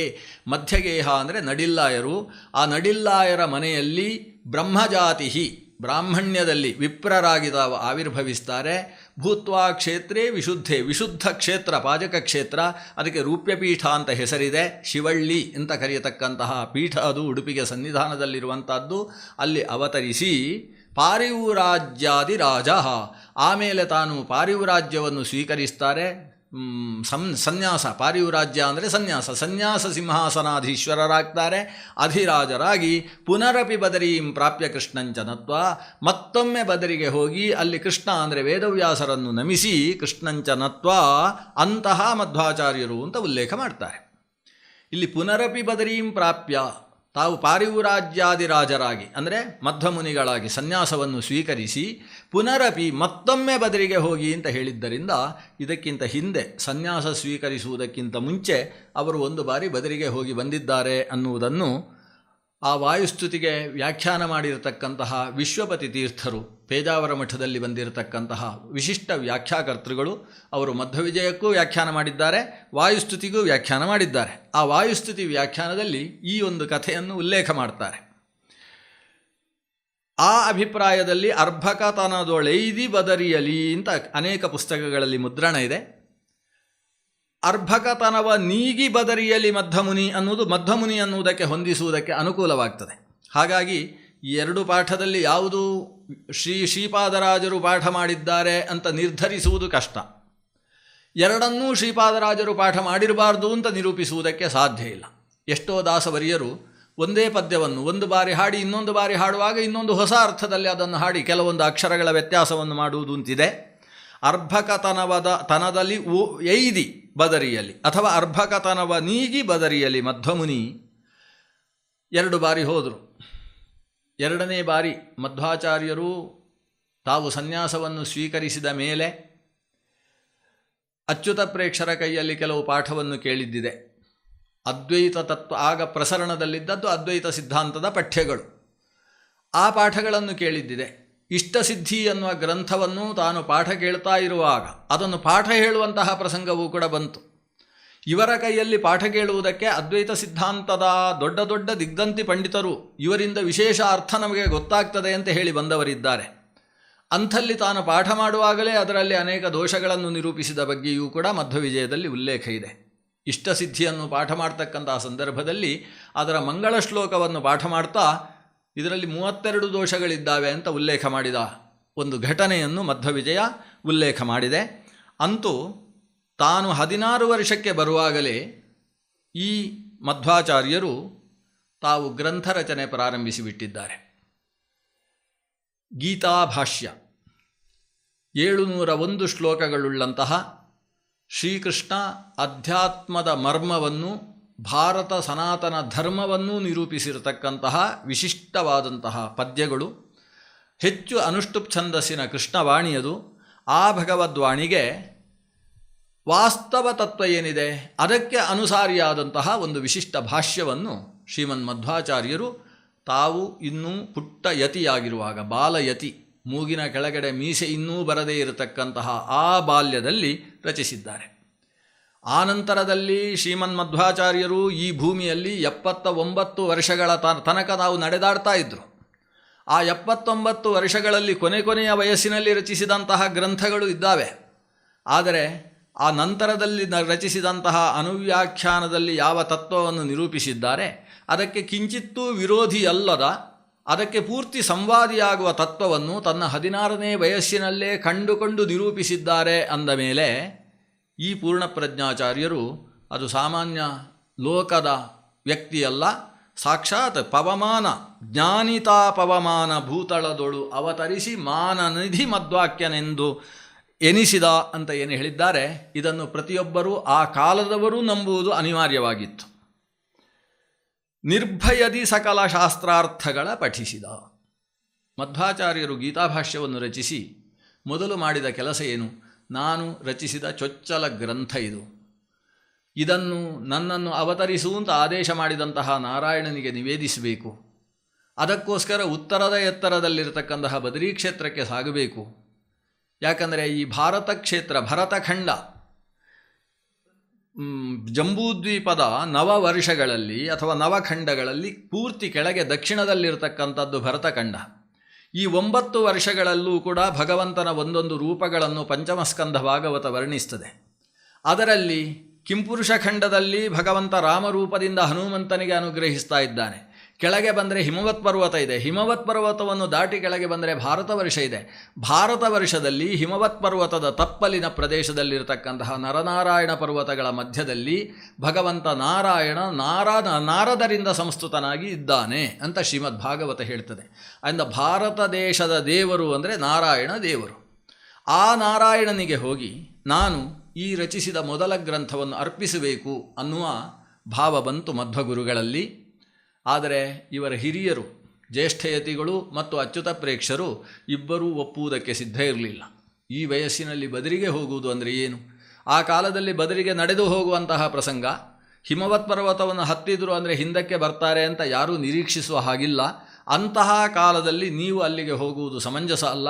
ಇನ್ನೂ ಒಂದು 60-70 ವರ್ಷ ಆದಮೇಲೆ ಹೋದರೆ ಮತ್ತೆ ಬರದೇ ಹೋದರೂ ತೊಂದರೆ ಇಲ್ಲ. ಈಗಂತೂ ನಮ್ಮ ಕಣ್ಣ ಮುಂದೆ ನೀವು ಹೊರಡುವುದು ಬೇಡ ಅಂತ ಹಠ ಹಿಡಿದಿದ್ದಾರೆ.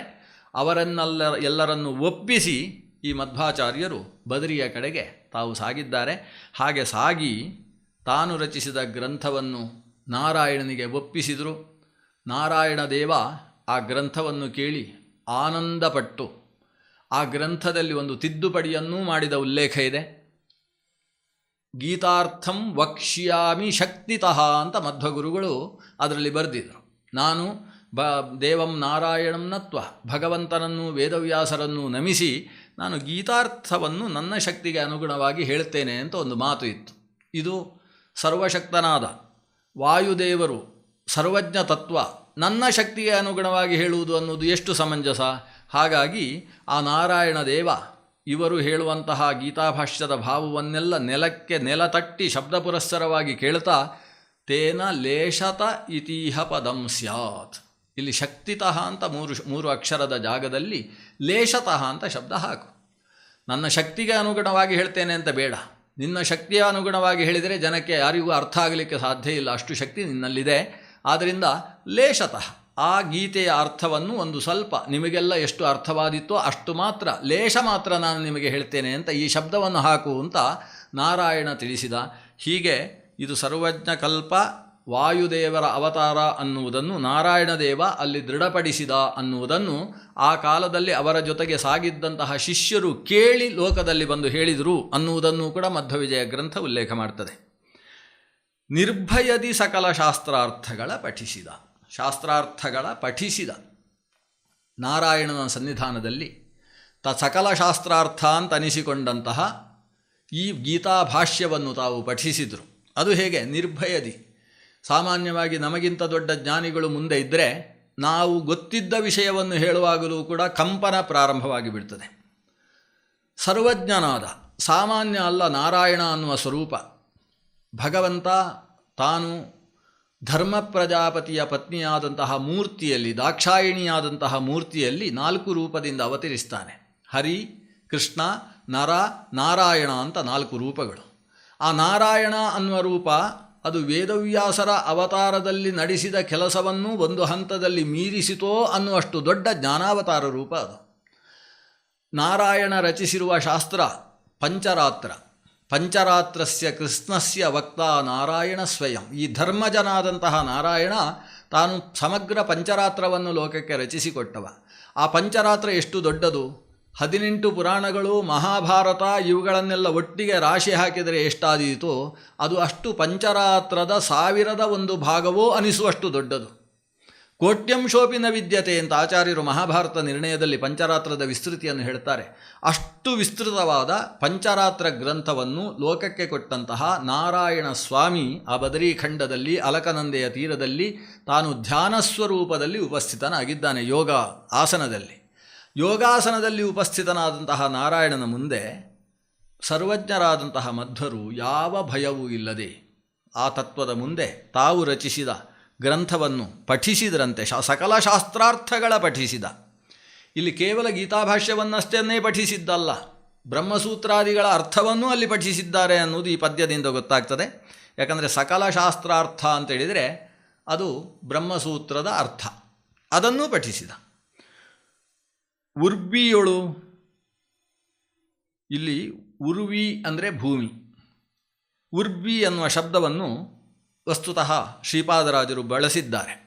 ಸಾಮಾನ್ಯವಾಗಿ ವಕಾರ ಬಕಾರಗಳಿಗೆ ಅದು ವಭಯೋರಭೇದ ಅಂತ ಒಂದು ಮಾತೇ ಇದೆ ಸಂಸ್ಕೃತದಲ್ಲಿ. ಅದು ವಟು ಅಂದರು, ಬಟು ಅಂದರು, ಅರ್ಥ ಒಂದೇ.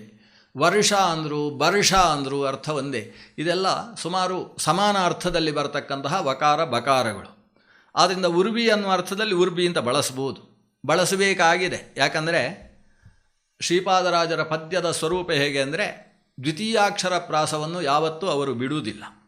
ಅರ್ಭಕ ತನದೊಳೈದಿ ಅಂತ 2ನೇ ಅಕ್ಷರ ಯಾವಾಗ ಭಾ ಅಂತ ಬಂತು, 2ನೇದ್ದು ನಿರ್ಭಯದಿ ಅಂತೇಳಿ 2ನೇದ್ದು ನಿರ್ಭಯದಿ ಸಕಲ ಶಾಸ್ತ್ರಾರ್ಥಗಳ ಪಠಿಸಿದ ಅಂತ 2ನೇ ಅಕ್ಷರ ಭಕಾರ ಬಂದು 3ನೇದ್ದು ಉರ್ವಿಯೊಳು ಅಂತ ಆಗುವುದಕ್ಕೆ ಸಾಧ್ಯ ಇಲ್ಲ. ಆದ್ದರಿಂದ ಉರ್ವಿಯೊಳು ಆಮ್ನಾಯ ತತ್ವದ ಮಾರ್ಗವನ್ನು ಒಬ್ಬ ಮಧ್ವಮುನಿ ತೋರ್ದ ಸುಜನರ್ಗೆ.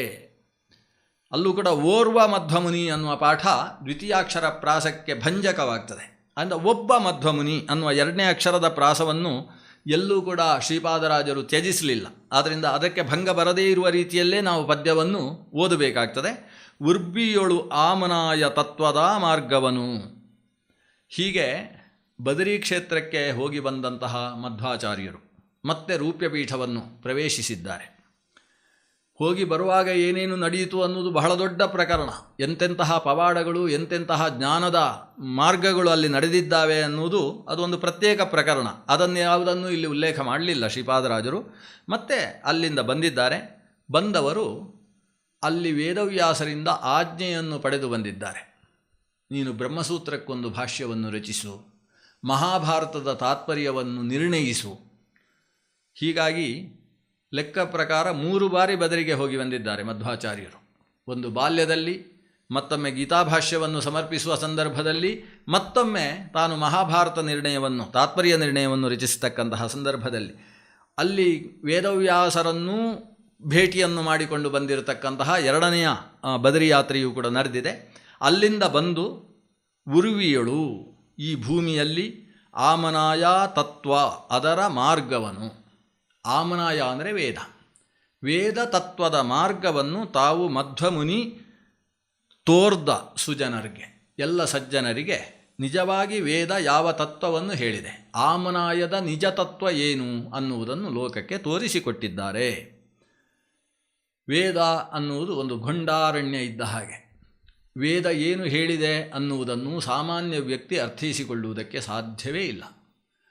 ವೇದದ ನಿಜವಾದ ತಾತ್ಪರ್ಯ ಯಾವುದು ಅನ್ನುವುದನ್ನು ನಿರ್ಧರಿಸುವುದು ಕೂಡ ತುಂಬ ಕ್ಲಿಷ್ಟ. ಯಾಕಂದರೆ ವೇದ ತನ್ನ ತಾತ್ಪರ್ಯ ಇಂಥದ್ದೇ ಅಂತ ಬಾಯಿ ಬಿಟ್ಟು ಹೇಳಿದ್ದು ನಮಗೆ ಕಾಣಿಸುವುದು ಇಲ್ಲ. ಆದರೆ ಆಚಾರ್ಯರು ವೇದದ ತಾತ್ಪರ್ಯ ಭಗವಂತನ ಸರ್ವೋತ್ಕರ್ಷವಾಗಿದೆ ಅನ್ನುವುದಕ್ಕೆ ಸಂಬಂಧಿಸಿದ ಒಂದು ಅಪೂರ್ವವಾದ ವೇದವನ್ನು ಎತ್ತಿ ತೋರಿಸಿದರು. ಸರ್ವೋತ್ಕರ್ಷೇ ಸರ್ವೋತ್ಕರ್ಷೇ ದೇವದೇವಸ್ಯ ವಿಷ್ಣೋ ಮಹಾತಾತ್ಪರ್ಯಂ ನೈವ ಚಾನ್ಯತ್ರ ಸತ್ಯಂ. ಎಲ್ಲ ವೇದಗಳಿಗೆ ಭಗವಂತನ ಸರ್ವೋತ್ಕರ್ಷದಲ್ಲೇ ತಾತ್ಪರ್ಯ ಇದೆ. ತತ್ಪ್ರೀಣನಾತ್ ಮೋಕ್ಷಮಾಪ್ನೋತಿ ಸರ್ವ. ಆ ಭಗವಂತನ ಪ್ರೀತಿಯನ್ನು ನಾವು ಸಂಪಾದಿಸುವುದರಿಂದಲೇ ಎಲ್ಲರಿಗೂ ಮೋಕ್ಷ ಪ್ರಾಪ್ತಿಯಾಗುವುದಕ್ಕೆ ಸಾಧ್ಯ. ಆದ್ದರಿಂದ ಸಕಲ ವೇದಗಳು ಕೂಡ ನಮ್ಮ ದುಃಖವನ್ನು ನಿವೃತ್ತಿ ಮಾಡುವುದಕ್ಕೋಸ್ಕರ ಹೊರಟದ್ದು ಹೌದಾದದ್ದರಿಂದ ನಮ್ಮ ದುಃಖ ಅಂದರೆ ಸಂಸಾರ ದುಃಖ, ಅದರ ನಿವೃತ್ತಿಯಾಗುವುದು ಭಗವಂತನ ಪ್ರೀತಿಯಿಂದ ಮಾತ್ರ. ಆ ಭಗವಂತನ ಪ್ರೀತಿಯುಂಟಾಗುವುದು ಅವನ ಸರ್ವೋತ್ಕರ್ಷ ಜ್ಞಾನದಿಂದ. ಆದ್ದರಿಂದ ವೇದಾಹ ತತ್ಪರಾಹ ಸರ್ವ ಏವ. ಸರ್ವೇ ಏವ ವೇದಾಹ ಭಗವಂತನ ಸರ್ವೋತ್ಕರ್ಷದಲ್ಲೇ ತಾತ್ಪರ್ಯವುಳ್ಳವುಗಳು ಅನ್ನುವ ಮಾತನ್ನು ಉಲ್ಲೇಖ ಮಾಡಿ ಅದಕ್ಕೆ ಅನುಗುಣವಾಗಿ ಸಮಗ್ರ ವೇದಗಳಿಗೂ ಕೂಡ ವ್ಯಾಖ್ಯಾನವನ್ನು ಮಾಡಿರತಕ್ಕಂಥವರು ಶ್ರೀ ಆನಂದತೀರ್ಥ ಭಗವತ್ಪಾದರು. ಆದ್ದರಿಂದ ಆಮನಾಯದ ತತ್ವದ ಮಾರ್ಗವನ್ನು ಉರುವಿಯೊಳು ಓರ್ವ ಮಧ್ವಮುನಿ ತೋರ್ದ. ಒಬ್ಬರೇ ತೋರಿದ್ದು ಅನ್ನುವುದರಲ್ಲಿ ಸ್ವಲ್ಪ ಅಡಿ ಒತ್ತು ಇದೆ. ಯಾಕಂದರೆ ಈ ಮಧ್ವಾಚಾರ್ಯರು ಅವತರಿಸುವುದಕ್ಕಿಂತ ಮುಂಚೆ ಅನೇಕ ತತ್ವಗಳು ಈ ಲೋಕದಲ್ಲಿ ಬಂದಿದ್ದಾವೆ. ಇವತ್ತು ಕೊನೆಯಲ್ಲಿ ಬಂದಂತಹ ಸಿದ್ಧಾಂತ ಮಧ್ವ ಸಿದ್ಧಾಂತ ಅಂತ ನಾವು ಗಟ್ಟಿಯಾಗಿ ಹೇಳಬಹುದು. ಯಾಕಂದರೆ ಮಧ್ವಾಚಾರ್ಯರ ನಂತರದಲ್ಲಿ ಚೈತನ್ಯ ಪಂಥ ಅನ್ನೋದು ಆವಿರ್ಭವಿಸಿರ್ಬೋದು. ಇವತ್ತಿನ ಇಸ್ಕಾನ್ ಅಂತ ಕರೆಸಿಕೊಳ್ತಕ್ಕಂಥ ಹರೇ ಕೃಷ್ಣ ಪಂಥ, ಕೃಷ್ಣ ಪ್ರಜ್ಞಾ ಸಂಘ ಇದೆಲ್ಲ ಉದ್ಭವ ಆಗಿದೆ. ಆದರೆ ಇವರೆಲ್ಲರೂ ಮಧ್ವಾಚಾರ್ಯರ ಭಕ್ತಿ ಮಾರ್ಗವನ್ನು ಅನುಸರಿಸಿಕೊಂಡು ಮುಂದುವರಿಸಿಕೊಂಡು ಬಂದರು. ಮಧ್ವಾಚಾರ್ಯರಿಗಿಂತ ಹಿಂದಿನ ಮಾರ್ಗಗಳು ಭಕ್ತಿಗೆ ಹೆಚ್ಚು ಪ್ರಾಧಾನ್ಯವನ್ನು ಕೊಡಲಿಲ್ಲ.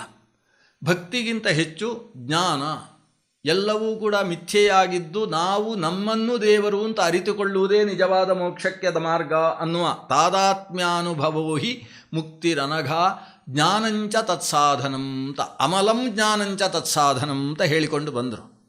ಈ ಐಕ್ಯಜ್ಞಾನ ಅನ್ನುವುದೇ ಈ ತಾದಾತ್ಮ್ಯಾನುಭವ ರೂಪವಾದಂತಹ ಮುಕ್ತಿಗೆ ಕಾರಣ ಅನ್ನುವ ರೀತಿಯ ಸಿದ್ಧಾಂತ ಹಿಂದೆ ಬಹಳಷ್ಟು ಇತ್ತು.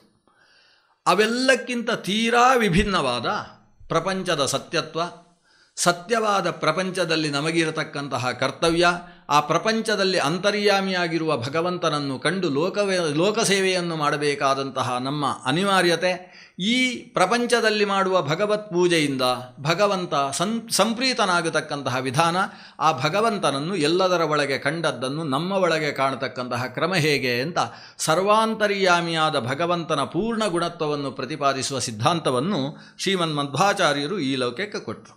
ಇದು ಇವರೊಬ್ಬರೇ ಕೊಟ್ಟದ್ದು ಅನ್ನುವ ಕಾರಣದಿಂದ ಓರ್ವ ಅಥವಾ ಒಬ್ಬ ಮಧ್ವಮುನಿ ತೋರ್ದ ಸುಜನರ್ಗೆ.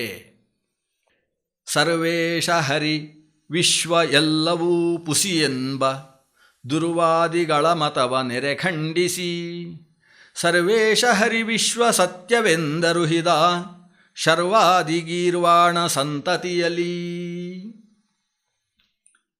ಮಧ್ವಾಚಾರ್ಯರು ಸಿದ್ಧಾಂತವನ್ನು ಏನು ಕೊಟ್ಟರು ಅನ್ನುವುದನ್ನು ಇಲ್ಲಿ ಹೆಚ್ಚು ವಿಸ್ತರಿಸಲಿಲ್ಲ. ಯಾವುದು ತಪ್ಪು ಅಂತ ನಿರೂಪಿಸಿದರು ಅನ್ನುವುದನ್ನು ವಿಸ್ತರಿಸಿದ್ದಾರೆ. ಮನುಷ್ಯನಿಗೆ ಎರಡು ಥರದ ಜ್ಞಾನ ಬೇಕು. ಆ ಜ್ಞಾನವನ್ನು ಎರಡು ಹೆಸರಿನಿಂದ ಕರೀತಾರೆ, ವಿದ್ಯೆ ಮತ್ತು ಅವಿದ್ಯೆ. ವಿದ್ಯೆ ಅನ್ನುವ ಜ್ಞಾನ ಜೊತೆಗೆ ಅವಿದ್ಯೆ ಅನ್ನುವ ಜ್ಞಾನ ಎರಡೂ ಕೂಡ ಬೇಕು. ದ್ವೇ ವಿದ್ಯೆ ವೇದಿತವ್ಯೇ ಪರಾಚೈವ ಅಪರಾಚ ಅಂತ, ಪರವಿದ್ಯೆ ಅಪರವಿದ್ಯೆ ಅಂತ ಎರಡು ಬೇಕು. ಅದರ ಜೊತೆಗೆ ವಿದ್ಯೆ ಮತ್ತು ಅವಿದ್ಯೆ ಅನ್ನುವ ಎರಡೂ ಬೇಕು. ವಿದ್ಯಾಂಚ ಅವಿದ್ಯಾಂಚ ಯಸ್ತದ್ವೇದ ಉಭಯಂ ಸಹ ಅವಿದ್ಯೆಯ ಮೃತ್ಯುಂ ತೀರ್ತ್ವ ವಿದ್ಯೆಯ ಅಮೃತಮಶ್ನುತೆ ಅಂತ ಈಶಾವಾಸ್ಯೋಪನಿಷತ್ತು ಹೇಳುತ್ತದೆ. ಯಾರು ವಿದ್ಯೆಯೂ ಅವಿದ್ಯೆಯೂ ಅನ್ನುವ ಎರಡು ವಿದ್ಯೆಯನ್ನು ಚೆನ್ನಾಗಿ ತಿಳಿಯುತ್ತಾನೋ, ಯಸ್ತದ್ವೇದ ಉಭಯಂ ಸಹ, ಈ ಉಭಯವನ್ನೂ ಯಾರು ವೇದ ಅಂದರೆ ತಿಳಿಯುತ್ತಾನೋ ಅವನು ಅವಿದ್ಯೆಯಿಂದ ಅನಿಷ್ಟವನ್ನು ಕಳೆದುಕೊಳ್ತಾನೆ, ವಿದ್ಯೆಯಿಂದಾಗಿ ಆತ ಮೋಕ್ಷವನ್ನು ಹೊಂದುತ್ತಾನೆ. ಹಾಗಾದರೆ ಅವಿದ್ಯೆ ಮತ್ತು ವಿದ್ಯೆಯನ್ನು ನಾವು ತಿಳ್ಕೊಳ್ಬೇಕು. ಅವಿದ್ಯೆ ಅಂದರೆ ಏನು? ಯಾವುದು ತಪ್ಪು, ಅದು ಹೇಗೆ ತಪ್ಪು ಅಂತ ಸರಿಯಾಗಿ ತಿಳಿಯುವುದಕ್ಕೆ ಅವಿದ್ಯೆ ಅಂತ ಹೆಸರು. ಅವಿದ್ಯೆ ಅನ್ನುವ ಶಬ್ದ ಅನೇಕಾರ್ಥಕ. ಅವಿದ್ಯೆ ಅಂದರೆ ಅಜ್ಞಾನ ಅನ್ನುವ ಅರ್ಥವೂ ಕೂಡ ಇದೆ.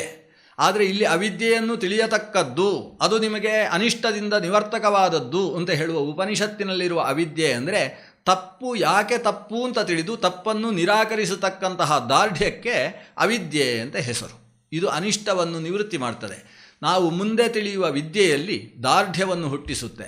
ಅದರಲ್ಲಿ ಉಂಟಾಗಬಹುದಾದ ಸಂಶಯಗಳು, ಗೊಂದಲಗಳು ಅದನ್ನೆಲ್ಲ ಪರಿಹರಿಸುತ್ತೆ. ಈ ನಿಟ್ಟಿನಿಂದ ವಾಸ್ತವ ಸಿದ್ಧಾಂತ ಏನಿದೆ ಅದಕ್ಕಿಂತ ವಿರುದ್ಧವಾದ ವಿಷಯಗಳನ್ನು ನಿರಾಕರಿಸುವಂಥದ್ದು ಕೂಡ ದಾರ್ಶನಿಕರಲ್ಲಿ ಅನಿವಾರ್ಯವಾದ ಮಾರ್ಗ, ಸಾಧಕನಿಗೂ ಕೂಡ ಅನಿವಾರ್ಯವಾಗಿ ಬೇಕಾಗಿರತಕ್ಕಂತಹ ವಿಷಯ. ಆ ದೃಷ್ಟಿಯಿಂದ ಮಧ್ವಗುರುಗಳು ಹರಿ ಸರ್ವೋತ್ತಮ ಅಂತ ಸಾರಿದರು. ಆದರೆ ಹರಿಯಲ್ಲಿ ಗುಣಗಳೇ ಇಲ್ಲ, ಅವನು ಸರ್ವೋತ್ತಮನೇ ಆಗುವುದು ಹೇಗೆ ಅನ್ನುವ ಒಂದು ಮಾತನ್ನು ಎಲ್ಲಿಯ ತನಕ ತಪ್ಪು ಅಂತ ನಿರೂಪಿಸುವುದಿಲ್ಲ, ಅಲ್ಲಿಯ ತನಕ ಹರಿಯ ಸರ್ವೋತ್ತಮತ್ವ ಸಿದ್ಧವಾಗುವುದಿಲ್ಲ. ಎಲ್ಲವೂ ಕೂಡ ಹರಿಯೇ, ಅದನ್ನು ಬಿಟ್ಟು ಮತ್ತೊಂದು ತತ್ವವಿಲ್ಲ ಅನ್ನುವ ಮಾತು ಇದ್ದರೆ ಸರ್ವವೂ ಇಲ್ಲ ಅಂತ ಆದಮೇಲೆ ಸರ್ವೋತ್ತಮನಾಗುವುದು ಹೇಗೆ ಅನ್ನುವ ಪ್ರಶ್ನೆ ಬರ್ತದೆ. ಆ ನಿಟ್ಟಿನಿಂದ ಶಾಸ್ತ್ರ ಏನು ಸರ್ವೋತ್ಕರ್ಷೇ ದೇವದೇವಸ್ಯ ವಿಷ್ಣೋ ಮಹಾತಾತ್ಪರ್ಯ ಅಂತ ಹೇಳ್ತದೆ, ಆ ವಿಷ್ಣುವಿನ ಸರ್ವೋತ್ಕರ್ಷ ಅನ್ನುವುದು ಶಾಸ್ತ್ರದ ತತ್ವ ಅನ್ನುವ ದಾರ್ಢ್ಯ ಹುಟ್ಟಬೇಕಾದರೆ ವಿಷ್ಣು ಸರ್ವೋತ್ತಮತ್ವಕ್ಕೆ ಪ್ರತಿಬಂಧಕವಾದಂತಹ ವಿಷಯಗಳನ್ನು ನಿರಾಕರಿಸಬೇಕು.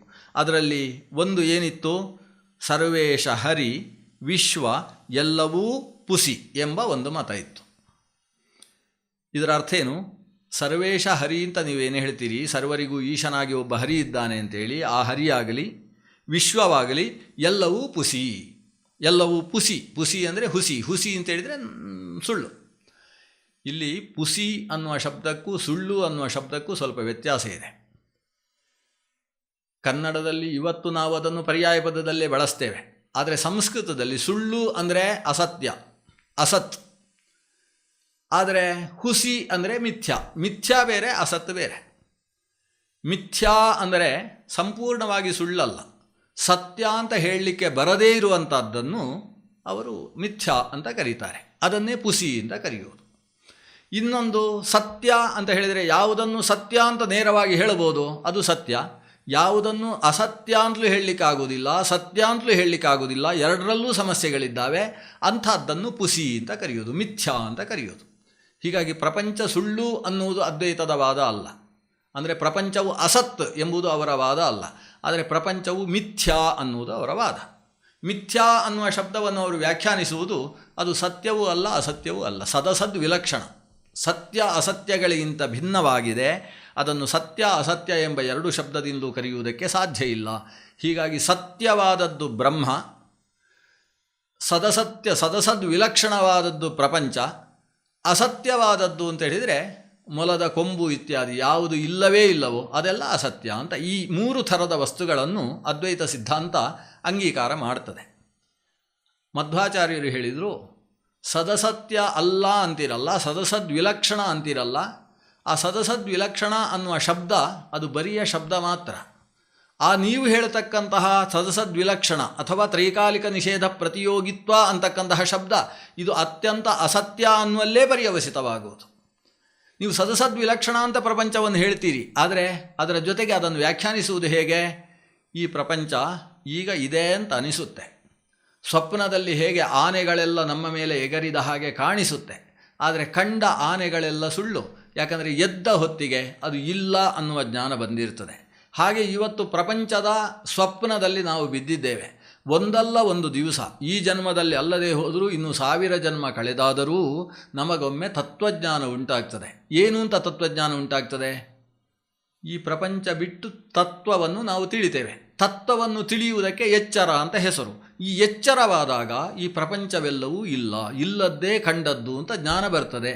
ಈ ಅಭಿಪ್ರಾಯದಲ್ಲಿ ನೀವು ಜಗತ್ತನ್ನು ಸದಸದ್ವಿಲಕ್ಷಣ ಅಂತ ಕರಿತಾ ಇದ್ದೀರಿ, ವ್ಯವಹಾರಕ್ಕೆ ಉಪಯೋಗ ಆಗ್ತದೆ ಅನ್ನೋ ಅಷ್ಟೇ ಅರ್ಥಕ್ಕೆ ಸದಸದ್ವಿಲಕ್ಷಣ ಅಂತ ಕರಿತಾ ಇದ್ದೀರಿ. ಹಾಗಾದರೆ ಕೊನೆಯಲ್ಲಿ ಇದು ಇಲ್ಲವಾಗುತ್ತೆ ಅಂತಾದರೆ ಇವತ್ತು ಇಲ್ಲ ಅಂತಲೇ ಅರ್ಥ. ಹಾಗಾದರೆ ಯಾವ ಅರ್ಥದಲ್ಲಿ ಮೊಲದ ಕೊಂಬು ಅನ್ನುವುದು ಹುಸಿಯೋ ಆ ಅರ್ಥದಲ್ಲೇ ಈ ಪ್ರಪಂಚವೂ ಕೂಡ ಹುಸಿ ಅನ್ನುವುದು ನಿಮ್ಮ ಸಿದ್ಧಾಂತ. ಆದರೆ ಆ ರೀತಿಯಲ್ಲಿ ಹೇಳಿದರೆ ಪ್ರಪಂಚ ಅದನ್ನು ಒಪ್ಪಿಕೊಳ್ಳಲಾಗದು ಅನ್ನುವ ದೃಷ್ಟಿಯಿಂದ ಅದಕ್ಕೆ ಇನ್ನೊಂದು ಹೆಸರನ್ನಷ್ಟನ್ನೇ ಕೊಟ್ಟಿದ್ದಿ. ಅಸತ್ಪದೇ ಸನ್ ಸದಸದ್ವಿವಿಕ್ತಂ ಮಾಯಾಖ್ಯಯ ಸಂವೃತಿಮಭ್ಯದತ್ತ. ಅಸತ್ ಅನ್ನುವುದನ್ನೇ ಇನ್ನೊಂದು ಹೊಸ ಹೆಸರಿನಿಂದ ಕರೆದದ್ದಷ್ಟೇ ಹೊರತು ಅದು ಬೌದ್ಧರು ನಿರೂಪಿಸಿದಂತಹ ಅಸತ್ತಿಗೂ ತಾವು ಹೇಳ್ತಕ್ಕಂತಹ ಸದಸದ್ವಿಲಕ್ಷಣ ಅನ್ನುವ ಪದಾರ್ಥಕ್ಕೂ ಯಾವ ವ್ಯತ್ಯಾಸವೂ ಇಲ್ಲ. ಅರ್ಥಾತ್ ಪ್ರಪಂಚವನ್ನು ಪುಸಿ ಅಂತಲೇ ನೀವು ಹೇಳಿದ್ದು. ಹೋಗಲಿ, ಬ್ರಹ್ಮ ಒಂದಾದರೂ ಸತ್ಯ ಅಂತ ಹೇಳಿದ್ದೀರಲ್ಲ. ಶ್ರೀಪಾದರಾಜರು ಹೇಳ್ತಾರೆ, ಹಾಗೆ ಹೇಳಲಿಲ್ಲ ಅವರು. ಸರ್ವೇಶ ಹರಿ, ಹಾಗೆಯೇ ವಿಶ್ವ, ಈ ಎಲ್ಲವೂ ಪುಸಿ ಎಂಬ ದುರ್ವಾದಿಗಳ ಮತವ ಅಂತ. ಸರ್ವೇಶ ಹರಿಯನ್ನೂ ಪುಸಿ ಅಂತ ಹೇಳಿದ್ದಾರೆ. ಅಂದರೆ ಅವರು ಏನು ಮಾಡಿದ್ದಾರೆ, ಹರಿ ಅಂದರೆ ಬ್ರಹ್ಮ, ಅವರು ಹರಿ ಅನ್ನುವ ಶಬ್ದದಿಂದ ಹೆಚ್ಚಾಗಿ ಬಳಸುವುದಿಲ್ಲ, ಅದನ್ನು ಪರಬ್ರಹ್ಮ ಅನ್ನುವ ಶಬ್ದದಿಂದ ಕರೀತಾರೆ. ಹರಿ ಅಂದರೆ ಏನು? ಹರಿ ಅಂದರೆ ಹರತಿ ಇತಿ ಹರಿಹಿ, ಅಜ್ಞಾನದ ಬಂಧವನ್ನು ಬಿಡಿಸಿ ಮೋಕ್ಷವನ್ನು ಕೊಡುವವ ಅಂತ ಅರ್ಥ. ಆ ಹೆಸರನ್ನು ಅವರು ಬಳಸದೆ ಅದನ್ನು ಬ್ರಹ್ಮ ಅನ್ನುವ ಶಬ್ದದಿಂದ ಕರೀತಾರೆ. ಆ ಬ್ರಹ್ಮ ಅದು ಪುಸಿ ಅಂತ ಹೇಳೋಲ್ಲ, ಸತ್ಯ ಅಂತಾರೆ. ಆದರೆ ಆ ಬ್ರಹ್ಮನಲ್ಲಿ ಯಾವುದೂ ಇಲ್ಲ ಅಂತಾರೆ. ಬ್ರಹ್ಮನು ಸರ್ವೇಶನಲ್ಲ ಅಂತ ಹೇಳ್ತಾರೆ. ಸರ್ವೇಶನಲ್ಲ ಯಾಕೆ? ಅಕಸ್ಮಾತ್ ಅವ ಸರ್ವೇಶನಾದರೆ ಈ ಅಲ್ಪನಾದಂತಹ ಜೀವ ಅವನಾಗುವುದು ಹೇಗೆ? ಆದ್ದರಿಂದ ಅವನಲ್ಲಿ ಸರ್ವಜ್ಞತ್ವ ಸರ್ವೇಶತ್ವ ಇದನ್ನೆಲ್ಲ ಅಂಗೀಕರಿಸಿದರೆ ಈ ಜೀವ ಅಲ್ಪಜ್ಞತ್ವಾದಿ ದೋಷದ ಉಭೂಯಿಷ್ಠನಾದಂತಹ ಅಸ್ವತಂತ್ರ, ಆ ಸ್ವತಂತ್ರ ತತ್ವದ ಅಭೇದ ಹೊಂದುವುದು ಹೇಗೆ? ಹಾಗಾಗಿ ಈ ಜೀವನಲ್ಲಿ ಕಾಣಿಸುವ ದುಃಖ ಇತ್ಯಾದಿ ಧರ್ಮಗಳೂ ಸುಳ್ಳು, ಅವನಲ್ಲಿ ಕಾಣಿಸ್ತಕ್ಕಂತಹ ಸರ್ವೇಶತ್ವ ಮೊದಲಾದ ವೇದೋಕ್ತ ವಾಕ್ಯ ಮಾತುಗಳೂ ಸುಳ್ಳು, ವೇದಗಳೆಲ್ಲ ಅತತ್ವವನ್ನು ಹೇಳ್ತಾವೆ ಅನ್ನುವ ಒಂದು ವಾದ ಆ ಸಿದ್ಧಾಂತದಲ್ಲಿದೆ. ಆದ್ದರಿಂದ ಹರಿ ಸತ್ಯ, ಆದರೆ ಸರ್ವೇಶ ಹರಿ ಅದು ಪುಸಿ. ಅವನಲ್ಲಿ ಸರ್ವೇಶತ್ವ ಎಂಬ ಧರ್ಮ ಇಲ್ಲ. ಸರ್ವೇಶತ್ವ ವಿಶಿಷ್ಟನಾದ ಹರಿ ಪುಸಿ. ವಿಶ್ವಂ ಮಿಥ್ಯಾ ವಿಭು ಅಗುಣವಾನ್, ಆ ವಿಭು ಸರ್ವಸ್ವಾಮಿಯಾದಂತಹ ಪರಮಾತ್ಮ, ಅವನಲ್ಲಿ ಗುಣವೇ ಇಲ್ಲ. ಹೀಗೆ ಸರ್ವೇಶ ಹರಿ ಮಿಥ್ಯ, ವಿಶ್ವವೂ ಮಿಥ್ಯ ಎಂಬ ದುರ್ವಾದಿಗಳ ಮತವ ನೆರೆಖಂಡಿಸಿ, ವಸ್ತುತಃ ಎರಡು ಸತ್ಯ ಅಂತ ಒಪ್ಪುವುದು ವ್ಯಾವಹಾರಿಕ ಸಿದ್ಧಾಂತವೂ ಹೌದು, ಪಾರಮಾರ್ಥಿಕ ಸಿದ್ಧಾಂತವೂ ಹೌದು. ಎರಡು ಸತ್ಯವನ್ನು ಅವಶ್ಯ ಅಂಗೀಕರಿಸಲೇಬೇಕು. ಯಾಕಂದರೆ ಈ ಪ್ರಪಂಚವೇ ಇಲ್ಲ ಅಂತ ಒಂದು ಮತವೂ ಇದೆ. ಪ್ರಪಂಚವೇ ಇಲ್ಲ, ಹರಿಯೊಂದೇ ಸತ್ಯ ಅನ್ನುವುದು ಒಂದು ಮತ. ಇದನ್ನೇ ಅದ್ವೈತ ಅಂತ ಕರೆಯುವುದು. ಇನ್ನೊಂದು ಮತದ ಪ್ರಕಾರ ಪ್ರಪಂಚ ಮಾತ್ರ ಸತ್ಯ, ದೇವರು ಸುಳ್ಳು ಅನ್ನುವುದು ಇದಕ್ಕೆ ಚಾರ್ವಾಕ ಮತ ಅಂತ ಹೆಸರು. ಈ ಎರಡು ಮತದಲ್ಲೂ ಉಂಟಾಗತಕ್ಕಂತಹ ಸಮಸ್ಯೆ ಸಾಮಾನ್ಯರದ್ದು ಏನು ಅಂತ ಹೇಳಿದರೆ, ಪ್ರಪಂಚ ಸುಳ್ಳು, ದೇವರು ಸತ್ಯ ಅಂದರೆ ನಮಗೆ ಈ ಲೋಕದ ಯಾವ ಜವಾಬ್ದಾರಿಯೂ ಇಲ್ಲ. ಯಾಕಂದರೆ ಇವೆಲ್ಲ ಸುಳ್ಳು. ಇಲ್ಲಿ ಏನು ಆಲೋಚನೆ ಮಾಡಬೇಡಿ, ನೀವು ಪರೋಪಕಾರ ಮತ್ತೊಂದು ಇತ್ಯಾದಿಗಳಿಗೆ ಹೊರಡಬೇಕಾದ ಅವಶ್ಯಕತೆ ಇಲ್ಲ. ದೇವರು ಸತ್ಯ, ಆದ್ದರಿಂದ ಬರೀ ಅಧ್ಯಾತ್ಮದಲ್ಲಿ ದೇವರ ಕೋಣೆಯಲ್ಲಿ ಕೂತುಕೊಳ್ಳಿ ಸಾಕು ಅನ್ನುವ ಭಾವ ಹುಟ್ಟುವಂತಹ ಅಪಾಯ ಇದೆ. ದೇವರು ಇಲ್ಲ, ಪ್ರಪಂಚ ಮಾತ್ರ ಸತ್ಯ ಅಂತ ಹೇಳಿದರೆ ಆವಾಗ ನಿರಂಕುಶ ಪ್ರವೃತ್ತಿಯುಂಟಾಗಿ ಪಾರತ್ರಿಕ ಧರ್ಮಾಧರ್ಮ ಸ್ವರ್ಗಮೋಕ್ಷ ನರಕಾದಿಗಳ ಚಿಂತನೆ ಇಲ್ಲದೆ ಈತ ನಿರಂಕುಶ ಪ್ರವೃತ್ತಿ ಉಂಟಾಗಿ ಪರಸ್ಪರ ಹಿಂಸಾದಿಗಳು ಪ್ರಪಂಚದಲ್ಲಿ ಹುಟ್ಟುವ ಸಾಧ್ಯತೆ ಇದೆ. ದರೋಡೆಗಳು, ಕಳ್ಳಕಾಕರು ಇವರ ಸಂಖ್ಯೆ ವೃದ್ಧಿಸತಕ್ಕಂತಹ ಭ್ರಷ್ಟಾಚಾರ ವೃದ್ಧಿಯ ಅಪಾಯವಿದೆ. ಆದ್ದರಿಂದ ಸರ್ವಸಾಕ್ಷಿಯಾಗಿ ದೇವರು ಎಲ್ಲೆಡೆ ತುಂಬಿರುವ ಪರಬ್ರಹ್ಮ ಸತ್ಯ ಅಂತ ಒಪ್ಪಿಕೊಳ್ಳುವ ಅನಿವಾರ್ಯತೆ ಇದೆ. ಸತ್ಯಭೂತನಾದ ಪರಮಾತ್ಮನನ್ನು ಉಪಾಸನೆ ಮಾಡಿ ನಾವು ಸಾಧನೆ ಮಾಡಿ ಆ ಪರಮಾತ್ಮನನ್ನು ಮುಟ್ಟಿ ತಟ್ಟಿ ಅವನ ಜೊತೆಗೆ ನಾವು ಸಾಯುಜ್ಯವನ್ನು ಪಡೆಯುವುದಕ್ಕೆ ಬೇಕಾಗಿ ಲೋಕಕರ್ಮವೂ ಕೂಡ ಇದೆ ಅಂತ ಹೇಳುವುದಕ್ಕೆ ಸಾಧನೆಗೆ ಬೇಕಾದ ಭೂಮಿಯೂ ಸತ್ಯ ಅಂತ ಹೇಳಬೇಕು. ಇದು ಲೋಕದೃಷ್ಟಿಯಿಂದ ವ್ಯಾವಹಾರಿಕವಾಗಿ ಎರಡು ಸತ್ಯವನ್ನು ಒಪ್ಪಿಕೊಳ್ಳಬೇಕಾದಂತಹ ಅನಿವಾರ್ಯತೆ. ಇನ್ನು ಸಮಗ್ರ ಶಾಸ್ತ್ರ ರಾಶಿಯನ್ನು ಜಾಲಾಡಿದರೆ ವೇದವ್ಯಾಸರು ವೇದವನ್ನು 4ಆಗಿ ವಿಭಜಿಸಿ ಕಲಿಯುಗದಲ್ಲಿ ನಮಗೆ ಕೊಟ್ಟಿದ್ದಾರೆ. ಇಷ್ಟೂ ವೇದಗಳನ್ನು ತಿರುವಿ ನೋಡಿದರೆ ಪ್ರಪಂಚ ಸತ್ಯತ್ವ ನಮಗೆ ಕಾಣಿಸ್ತದೆ ಹೊರತು ಪ್ರಪಂಚ ಮಿಥ್ಯಾತ್ವವನ್ನು ಹೇಳುವ ಒಂದು ಮಾತು ಕಾಣಿಸದು. ಪ್ರಪಂಚ ಮಿಥ್ಯಾತ್ವವನ್ನು ತಲೆಯಲ್ಲಿಟ್ಟುಕೊಂಡು ನೋಡಿದಾಗ ಮಾತ್ರ ವೇದಗಳಲ್ಲಿ ಇದಕ್ಕೆ ಹೀಗೂ ಅರ್ಥೈಸಬಹುದೋ ಅಂತ ಅನ್ನಿಸಿತೆ ಹೊರತು ಜಗತ್ತು ಸತ್ಯ, ವಿಶ್ವಂ ಸತ್ಯಂ ಮಘವಾನಾಯುವೋರಿದಾಪಶ್ಚನ ಪ್ರಮಿನಂತಿ ವ್ರತಂ ವಾಂ, ವಿಶ್ವಂ ಸತ್ಯಂ ಅಂತ ದೇವತೆಗಳು ಮಾತಾಡಿಕೊಳ್ತಕ್ಕಂತಹ ಮಾತುಗಳಿದ್ದಾವೆ. ಜೊತೆಗೆ ಯಾಥಾತಥ್ಯತೋರ್ಥಾನ್ ವ್ಯದದಾತ್ ಶಾಶ್ವತೀಭ್ಯ ಸಮಾಭ್ಯ, ಈಶಾವಾಸ್ಯೋಪನಿಷತ್ತು ಹೇಳ್ತದೆ.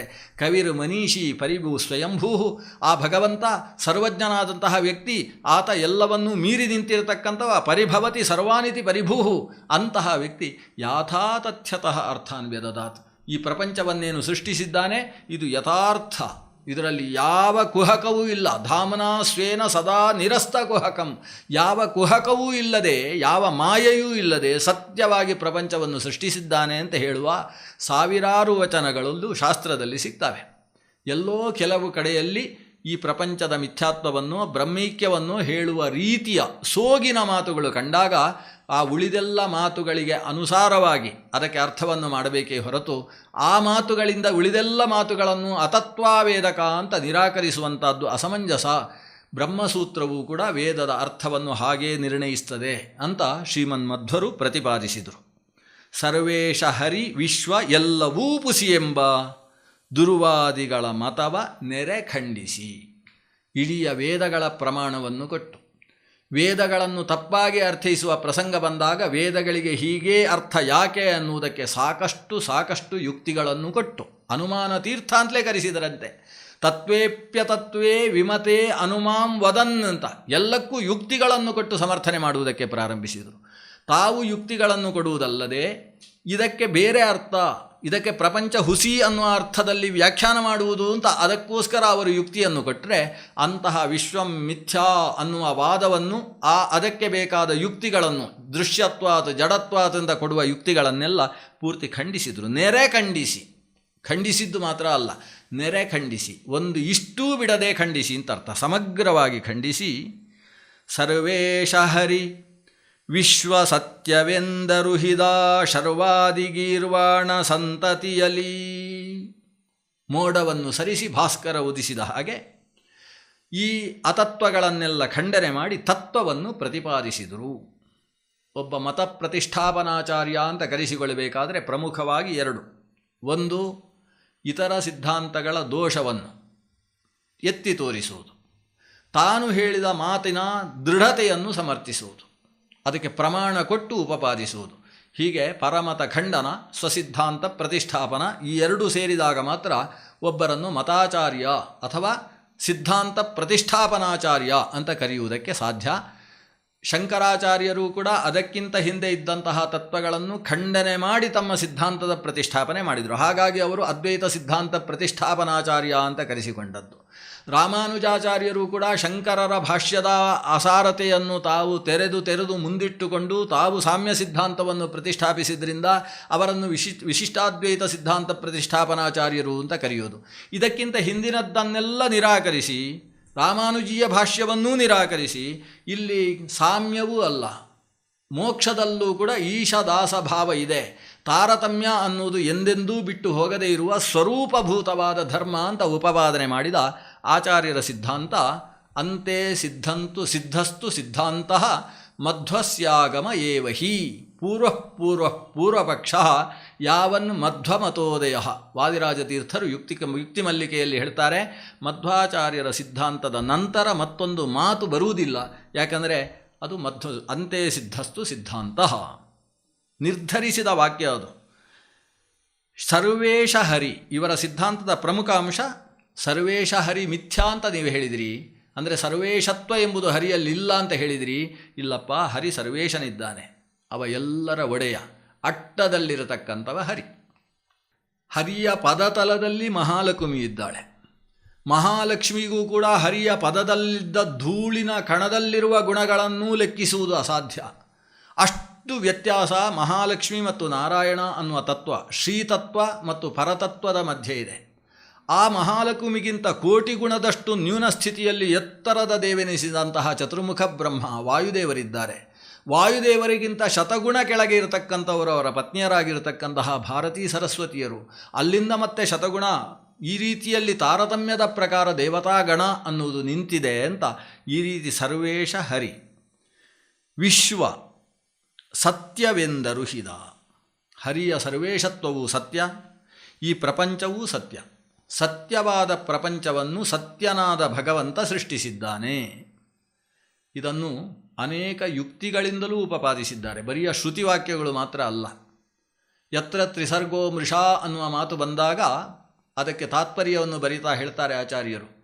ಯಾರು ಸುಳ್ಳಾದ ಸೃಷ್ಟಿಯನ್ನು ಮಾಡ್ತಾನೆ, ಒಬ್ಬ ಮಂತ್ರಗಾರ ಅಥವಾ ಐಂದ್ರಜಾಲಿಕ ಯಾವುದೋ ವಸ್ತುವನ್ನು ಹಿಡ್ಕೊಂಡು ಅದನ್ನು ಏನೋ ಮಾಡಿದ ಹಾಗೆ ಲೋಕಕ್ಕೆ ತೋರಿಸ್ತಾನೆ, ಸುಳ್ಳು ಸೃಷ್ಟಿಯನ್ನು ಮಾಡ್ತಾನೆ, ಅದಕ್ಕೆ ಮಾಯಾ ಸೃಷ್ಟಿ ಅಂತ ಹೆಸರು. ಯಾರು ಮಾಡುವುದು? ಯಾರಿಗೆ ಸತ್ಯವಾದ ಸೃಷ್ಟಿಯನ್ನು ಮಾಡುವುದಕ್ಕೆ ಸಾಮರ್ಥ್ಯ ಇಲ್ಲವೋ ಅವರು. ಸತ್ಯ ಸೃಷ್ಟವು ಅಶಕ್ತಾಹಿ ಮಾಯಾ ಸೃಷ್ಟಿಂ ವಿತನ್ವತೆ. ಭಗವಂತ ಸರ್ವಸಮರ್ಥ, ಸರ್ವಶಕ್ತ, ಸರ್ವಜ್ಞ, ಸರ್ವಾಂತರ್ಯಾಮಿಯಾಗಿ ಸರ್ವವ್ಯಾಪುತ, ಸರ್ವವ್ಯಾಪ್ತನಾದ ಸರ್ವಶಕ್ತನಾದ ಭಗವಂತ ಯಾಕಾಗಿ ಮಾಯಾ ಸೃಷ್ಟಿಯನ್ನು ಮಾಡಬೇಕು? ಆದ್ದರಿಂದ ನಿರಸ್ತ ಕುಹಕ. ಆತ ಮಿಥ್ಯಾ ಸೃಷ್ಟಿಯನ್ನೆಂದೂ ಮಾಡುವುದಿಲ್ಲ, ಆತನ ಸೃಷ್ಟಿ ಸತ್ಯವಾಗಿದೆ ಅಂತ ಯುಕ್ತಿಯನ್ನು ಕೊಟ್ಟು ಅದರ ಉಪಪಾದನೆಗೆ ಸಮಗ್ರ ಶ್ರುತಿ ಸ್ಮೃತಿಗಳನ್ನು ಆಚಾರ್ಯರು ಉಲ್ಲೇಖ ಮಾಡಿದರು. ವಿಶ್ವ ಸತ್ಯವೆಂದರುಹಿದ ಶರ್ವಾದಿ ಗೀರ್ವಾಣ ಸಂತತಿಯಲ್ಲಿ. ಬರೀ ಈ ಲೋಕದ ಮನುಷ್ಯರಿಗಷ್ಟೇ ಈ ತತ್ವವನ್ನು ಆಚಾರ್ಯರು ನಿರೂಪಿಸಿದ್ದಲ್ಲ, ಈ ತತ್ವವನ್ನು ಮತ್ತೆ ಮತ್ತೆ ಕೇಳುವುದರಿಂದ ದೇವತೆಗಳಿಗೂ ಕೂಡ ಶ್ರೇಯಸ್ಸಿದೆ ಅನ್ನುವ ದೃಷ್ಟಿಯಿಂದ ಶರ್ವ ಅಂದರೆ ರುದ್ರದೇವರು, ಶರ್ವಾದಿ ಗೀರ್ವಾಣರು ರುದ್ರಾದಿ ದೇವತೆಗಳು, ಇವರು ಪ್ರಾಣತತ್ವವಾದ್ದರಿಂದ ಅವರ ಕೆಳಗೆ ಬರುವ ಸಮಗ್ರ ದೇವತೆಗಳ ಸಮುದಾಯದಲ್ಲೂ ಕೂಡ ಇದನ್ನು ಮಧ್ವಾಚಾರ್ಯರು ಪ್ರಸರಿಸಿದರು. ವಸ್ತುತಃ ಮಧ್ವರು ಈ ಭೂಲೋಕದಲ್ಲಿ ಇದನ್ನು ಪಸರಿಸಿದಾಗ ಅವರು ಉಡುಪಿಯಲ್ಲಿ ಪ್ರವಚನವನ್ನು ಮಾಡ್ತಾ ಇರಬೇಕಾದರೆ ಆಕಾಶದಲ್ಲಿ ಬೆಳಕು ಮಿಂಚು ಬಂದು ಹೋದದ್ದನ್ನು, ಆ ಮಿಂಚಿನ ರೂಪದಲ್ಲಿ ಯಾವುದೋ ದೇವತೆಗಳ ಸಮುದಾಯ ಸಾಗಿದ್ದನ್ನು ಪ್ರತ್ಯಕ್ಷ ಅಲ್ಲಿಯ ಜನರು ಕಂಡದ್ದು, ಅವರು ಮಧ್ವಗುರುಗಳಲ್ಲೇ ಕೇಳಿದ್ದು, ಅದೇನು ಆ ರೀತಿ ಪ್ರವಚನ ಆಗುವಲ್ಲೇ ತನಕ ಇಲ್ಲಿ ಬೆಳಕಿತ್ತು, ಈಗ ಹೋಯ್ತಲ್ಲ. ಆವಾಗ ಅಲ್ಲಿ ಶೇಷ ರುದ್ರ ಮೊದಲಾದವರೆಲ್ಲ ಬಂದು ಶ್ರವಣ ಮಾಡಿರತಕ್ಕಂಥದ್ದು, ಸನಕಾದಿಗಳ ಸನ್ನಿಧಾನ ಇದ್ದದ್ದು, ಇವೆಲ್ಲವನ್ನೂ ಕೂಡ ಆಚಾರ್ಯರು ನಿರೂಪಿಸಿದರು. ಅವರು ಅಲ್ಲಿಂದ ಹೊರಟು ನಂತರದಲ್ಲಿ ಹೋಗಿ ಮಾತಾಡಿಕೊಂಡಂತಹ ವಿಷಯವನ್ನು ಕೂಡ ಮಧ್ವವಿಜಯದಲ್ಲಿ ಏಕಾದಶ ಸರ್ಗದಲ್ಲಿ ನಿರೂಪಣೆ ಮಾಡಿದ್ದಾರೆ. ಹಾಗಾಗಿ ಶೇಷರುದ್ರಾದಿಗಳು ಕೂಡ ಬಂದು ಇವರ ಶಾಸ್ತ್ರವನ್ನು ಶ್ರವಣ ಮಾಡಿದ್ದಾರೆ ಅನ್ನುವುದು ಇತಿಹಾಸ. ಶರ್ವಾದಿ ಗೀರ್ವಾಣ ಸಂತತಿಯಲ್ಲಿ ವಿಶ್ವ ಸತ್ಯವೆಂದು ಹರಿಸರ್ವೇಶನೆಂದು ಇವರು ಅರುಹಿದರು ಅಂತ ಹೀಗೆ ಅನ್ವಯ. ಏಕವಿಂಶತಿ ಕುಭಾಷ್ಯಗಳ ಬೇರನು ತರಿದು ಶ್ರೀಕರಾರ್ಚಿತನುಲುಮೆ ಶಾಸ್ತ್ರ ರಚಿಸಿ ಲೋಕತ್ರಯದೊಳಿದ್ದ ಸುರರು ಆಲಿಸುವಂತೆ ಆ ಕಮಲನಾಭಯತಿ ನಿಕರಗೊರೆದ. ಮಧ್ವಾಚಾರ್ಯರು ಒಂದು ಮಾತಿನಲ್ಲಿ ತಮ್ಮ ಹಿಂದೆ ಇದ್ದಂತಹ ಸಮಗ್ರ ತತ್ವಗಳು ಅತತ್ವಗಳು ಅಂತ ಉಪಪಾದಿಸಿದರು. ವಾಕ್ಯೇನ ಏಕೇನ ಆಕ್ಷಿಪದ್ ಹರ್ಷತೀರ್ಥ ಅಂತ ಮಧ್ವವಿಜಯದಲ್ಲಿ ಒಂದು ಮಾತಿದೆ. ಏಕೇನ ವಾಕ್ಯೇನ ಆಕ್ಷಿಪತ್ ಹರ್ಷತೀರ್ಥ ಅಂತ. ಏಕವಿಂಶತಿ ಕುಭಾಷ್ಯದೂಷಕಂ ಅಂತ ಅವರ ಭಾಷ್ಯದ ಬಗ್ಗೆ ಒಂದು ಮಾತಿದೆ. ಅಂದರೆ ಆಚಾರ್ಯರು ಯಾವ ಬ್ರಹ್ಮಸೂತ್ರಗಳಿಗೆ ಭಾಷ್ಯವನ್ನು ರಚಿಸಿದರು, ವೇದವ್ಯಾಸರು ರಚಿಸಿದ, ಇವತ್ತು ಆಚಾರ್ಯರು ತೋರಿಸಿದ ಮಾರ್ಗದಲ್ಲಿ 564 ಸಂಖ್ಯೆಯಲ್ಲಿರತಕ್ಕಂತಹ ಬ್ರಹ್ಮಸೂತ್ರಗಳು, 4 ಅಧ್ಯಾಯದ ಸೂತ್ರ. ಇದನ್ನು ಉತ್ತರ ಮೀಮಾಂಸಾ ಅಂತ ಕರೀತಾರೆ. ಯಾವುದೇ ತತ್ವದ ಪ್ರತಿಷ್ಠಾಪನೆ ಈ ಸೂತ್ರಗಳ ಮೂಲಕ ನಡೆಯತಕ್ಕದ್ದು. ವೇದಾಂತ ಅಂದರೆ ಈ ಬ್ರಹ್ಮಸೂತ್ರಗಳು, ಆದ್ದರಿಂದ ಅದರ ಮೂಲಕವೇ ವೇದಾಂತದ ಸಿದ್ಧಾಂತ ಅನ್ನುವುದು ಲೋಕದಲ್ಲಿ ಪ್ರಸರಣಗೊಳ್ಳಬೇಕು ಅನ್ನುವ ನಿಯಮ ಇದೆ. ಆ ಸೂತ್ರಗಳಿಗೆ ಎಷ್ಟು ಜನ ನಾನು ವೇದಾಂತ ತತ್ವಾಚಾರ್ಯ ಆಗಬೇಕು ಅನ್ನುವ ದೃಷ್ಟಿಯಿಂದ ಭಾಷ್ಯ ರಚಿಸಿದರು ಅಂದರೆ ಲೆಕ್ಕ ಹಾಕುವುದು ಕಷ್ಟ. ಅದರಲ್ಲಿ ಅವತ್ತು ಚಾಲ್ತಿಯಲ್ಲಿದ್ದದ್ದು ಅಂದರೆ ತಾಡಪತ್ರೆಯಲ್ಲಿ ಬರೆದು ಅವತ್ತಿನ ತನಕ ಉಳಿದುಕೊಂಡಿದ್ದದ್ದು ಅಂತೇಳಿದರೆ 21 ಭಾಷ್ಯಗಳು ಉಳ್ಕೊಂಡಿದ್ವಂತೆ. ಆ 21 ಭಾಷ್ಯಗಳು ಯಾವುದು ಅಂತ ಮಧ್ವವಿಜಯವನ್ನು ರಚಿಸಿದ ಕಾಲದಲ್ಲಿ ಅವುಗಳ ಉಪಲಬ್ಧಿ ಇತ್ತು. ಹಾಗಾಗಿ ಆ ಭಾಷ್ಯಗಳ ಹೆಸರನ್ನು ನಾರಾಯಣ ಪಂಡಿತರು ಮಧ್ವವಿಜಯಕ್ಕೆ ತಾವೇ ರಚಿಸಿದ ಟೀಕೆಯಲ್ಲಿ ಭಾವಪ್ರಕಾಶಿಕೆಯಲ್ಲಿ ಉಲ್ಲೇಖ ಮಾಡಿದ್ದಾರೆ. ಪ್ರಮುಖವಾಗಿ ಭಾರತೀ ವಿಜಯ ಅನ್ನುವ ಭಾಷ್ಯ, ನಂತರದಲ್ಲಿ ಸಂವಿಧಾನಂದ ಅಂತ ಹೇಳ್ತಕ್ಕಂತಹ ಭಾಷ್ಯ, ಬ್ರಹ್ಮಘೋಷನ ಭಾಷ್ಯ, ಮಧ್ಯದಲ್ಲಿ ಬರತಕ್ಕಂತಹ ಯಾದವ ಪ್ರಕಾಶ ಭಾಷ್ಯ, ಭಾಸ್ಕರ ಭಾಷ್ಯ, ಶಾಂಕರ ಭಾಷ್ಯ, ರಾಮಾನುಜ ಭಾಷ್ಯ, ಇವೆಲ್ಲ 21 ಥರದ ಭಾಷ್ಯಗಳು ಅವತ್ತು ಈ ಬ್ರಹ್ಮಸೂತ್ರದ ಬಗ್ಗೆ ಇದ್ದವು. ಒಂದೊಂದಕ್ಕೂ ಅಲ್ಪ ವ್ಯತ್ಯಾಸ, ಕೆಲವೊಂದು ಕಡೆಯಲ್ಲಿ ಬಹು ವ್ಯತ್ಯಾಸ, ಬೇರೆ ಬೇರೆ ಥರದ ಅದ್ವೈತ, ಭೇದವು ಸತ್ಯ ಅಂತ ಹೇಳಿಕೊಂಡು ಆದರೆ ಔಪಾಧಿಕ ಅಂತ ಹೇಳ್ತಕ್ಕಂತಹ ಒಂದೊಂದು ಭಾಷ್ಯ, ಇಲ್ಲ ಭೇದವು ಸಮಗ್ರವಾಗಿ ಮಿಥ್ಯಾ ಅಂತ ಹೇಳ್ತಕ್ಕಂತಹ ಭಾಷ್ಯ, ಕಾಲಾದ್ವೈತವನ್ನು ಹೇಳ್ತಕ್ಕಂತಹ ಭಾಷ್ಯ, ಅಜ್ಞಾನಾದ್ವೈತವನ್ನು ಹೇಳ್ತಕ್ಕಂತಹ ಭಾಷ್ಯ, ಹೀಗೆ ಬೇರೆ ಬೇರೆ ಥರದ ಅದ್ವೈತವನ್ನು ನಿರೂಪಿಸತಕ್ಕಂತಹ ಭಾಷ್ಯಗಳಿದ್ದವು. ಶಬ್ದಾದ್ವೈತವನ್ನು ಹೇಳುವಂತಹ ಭಾಷ್ಯ, ಹೀಗೆಲ್ಲ ಇದ್ದವು. ಈ ಎಲ್ಲ ಭಾಷ್ಯಗಳನ್ನು ಒಂದು ಮಾತಿನಲ್ಲಿ ಆಚಾರ್ಯರು ನಿರಾಕರಿಸಿದರು. ಅದನ್ನು ಹೇಳ್ತಾರೆ, ಏಕವಿಂಶತಿ ಕುಭಾಷ್ಯಗಳ ಬೇರನು ತರಿದು. ಈ 21 ಭಾಷ್ಯಗಳಲ್ಲೂ ಕೂಡ ಇದ್ದ ಒಂದು ಸಾಮಾನ್ಯವಾದ ಅಂಶ ಅಂದರೆ ಭಗವಂತನ ಸರ್ವೋತ್ತಮತ್ವದ ಬಗ್ಗೆ ಅಪಸ್ವರ, ಮತ್ತು ಪ್ರಪಂಚದ ಸತ್ಯತ್ವದ ಬಗ್ಗೆ, ಜೀವಬ್ರಹ್ಮರಲ್ಲಿರತಕ್ಕಂತಹ ಭೇದ ತಾರತಮ್ಯಗಳ ಬಗ್ಗೆ ಒಪ್ಪದೇ ಇರುವುದು ಅನ್ನುವುದು ಒಂದು ಸಾಮಾನ್ಯವಾದ ಅಂಶ. ಅವಷ್ಟನ್ನೂ ಕೂಡ ವೇದದ ಪ್ರಪಂಚ ಸತ್ಯತ್ವವನ್ನು ಹೇಳ್ತಕ್ಕಂತಹ ವೇದದ ವಾಕ್ಯಗಳ ಮೂಲಕವಾಗಿ ನಿರಾಕರಿಸಿದರು. ಅದರ ಬೇರನ್ನು ತರಿದು, ಯಾಕಂದರೆ ಒಂದು ವಾಕ್ಯದಿಂದ ಎಲ್ಲವನ್ನೂ ನಿರಾಕರಿಸುವುದು ಸಾಧ್ಯ ಇಲ್ಲ, ಆದರೆ ಅದರ ಬೇರನ್ನು ಕತ್ತರಿಸಬಹುದು. ಈ ಎಲ್ಲ ಮಾತುಗಳ ಹಿನ್ನೆಲೆ ಏನಿದೆ? ದೇವರ ಸರ್ವೋತ್ತಮತ್ವವನ್ನು ನಿರಾಕರಿಸುವಂಥದ್ದಿದೆ. ಆದರೆ ದೇವರ ಸರ್ವೋತ್ತಮತ್ವದ ಜ್ಞಾನ ಇದ್ದು ಸಾಧಿಸಿದ ಭಕ್ತಿಯಿಂದಷ್ಟೇ ಮೋಕ್ಷ ಸಾಧ್ಯ ಅಂತಾದರೆ ಇವರ ಯಾವ ಶಾಸ್ತ್ರವೂ ಕೂಡ ಮೋಕ್ಷ ಸಾಧಕ ಅಲ್ಲ ಅಂತ ತೀರ್ಮಾನಿಸಲ್ಪಡ್ತದೆ. ಈ ಮೂಲ ಬೇರನ್ನು ನಿರಾಕರಿಸಿ ಬೇರನ್ನು ತರಿದು ಶ್ರೀಕರಾರ್ಚಿತನ ಒಲುಮೆ ಶಾಸ್ತ್ರ ರಚಿಸಿ ತಾವು ಅನೇಕ ಶಾಸ್ತ್ರ ರಚನೆ ಮಾಡಿದರು.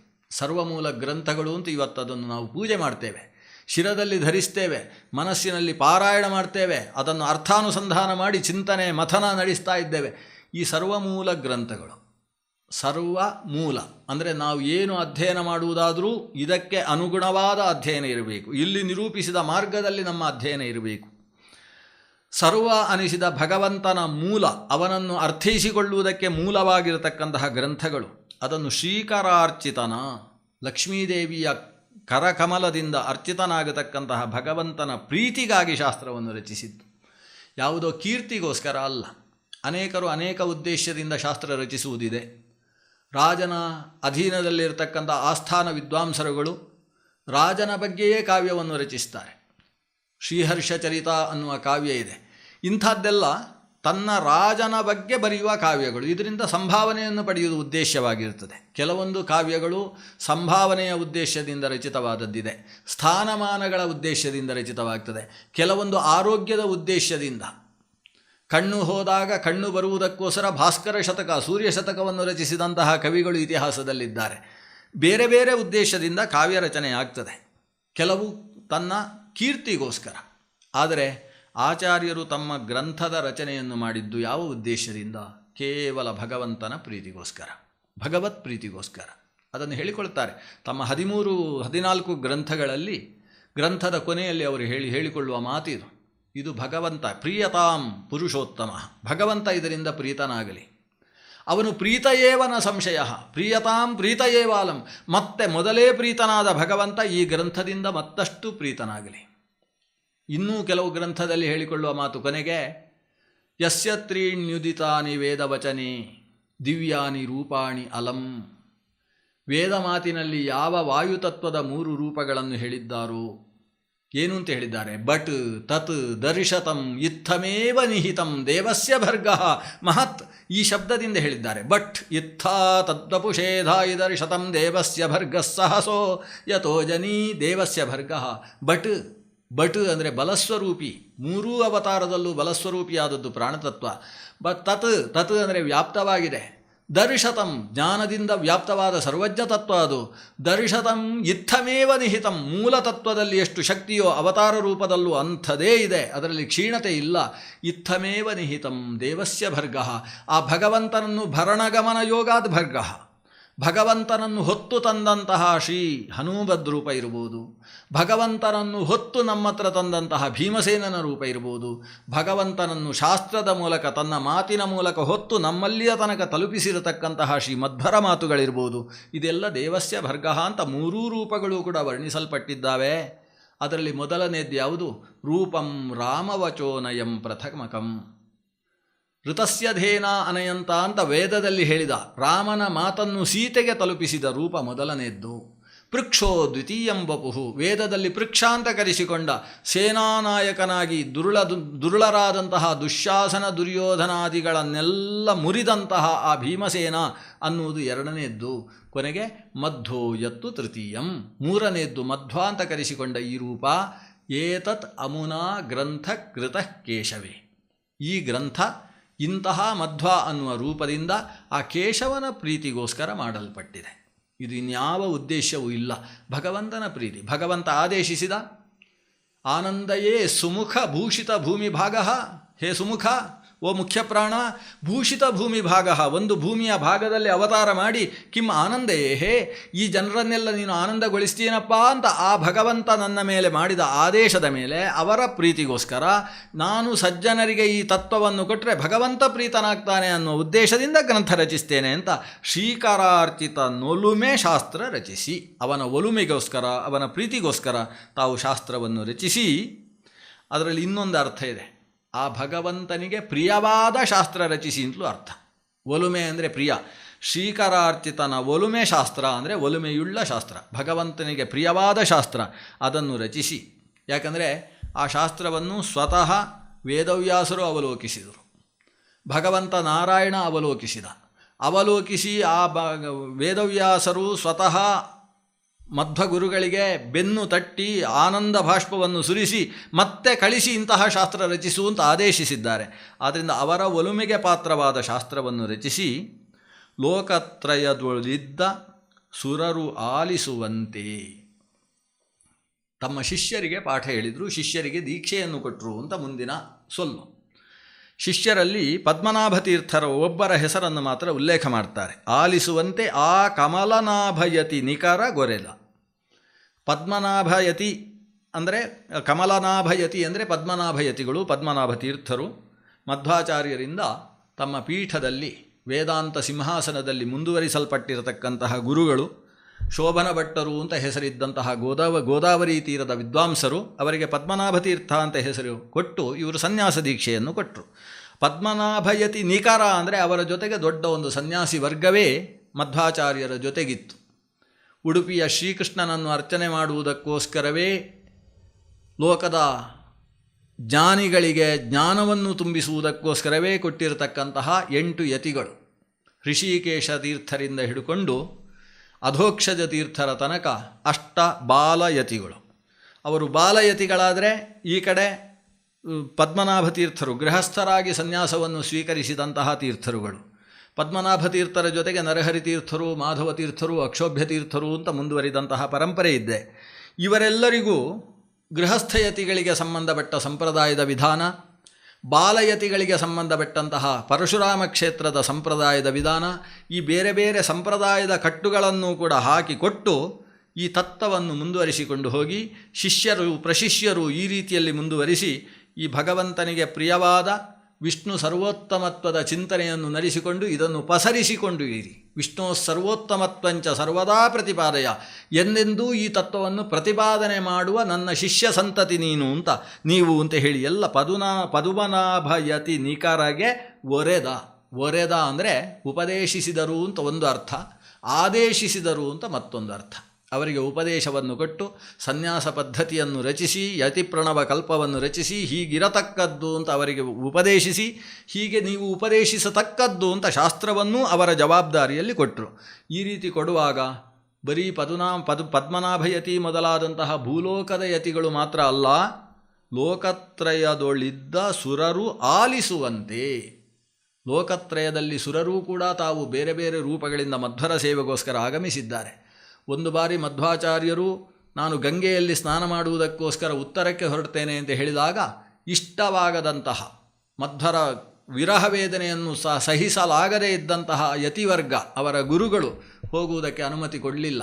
ಆ ಹೊತ್ತಿಗೆ ಅಲ್ಲಿಗೆ ಸ್ವತಃ ಅನಂತೇಶ್ವರ ದೇವರು ಒಬ್ಬ ವ್ಯಕ್ತಿಯಲ್ಲಿ ಆವೇಶಗೊಂಡು ನೀವು ಅಲ್ಲಿ ತನಕ ಯಾಕೆ ಹೋಗ್ತೀರಿ, ಇಲ್ಲೇ ಸರೋವರದಲ್ಲಿ ನಾಳೆ ಎಲ್ಲ ನಾಡಿದ್ದು ಗಂಗೆ ಬರ್ತಾಳೆ ನಿಮ್ಮ ಸ್ನಾನಕ್ಕೋಸ್ಕರ ಅಂತ ಹೇಳಿದಂತಹ ಪ್ರಕರಣ ನಡೆದಿದೆ.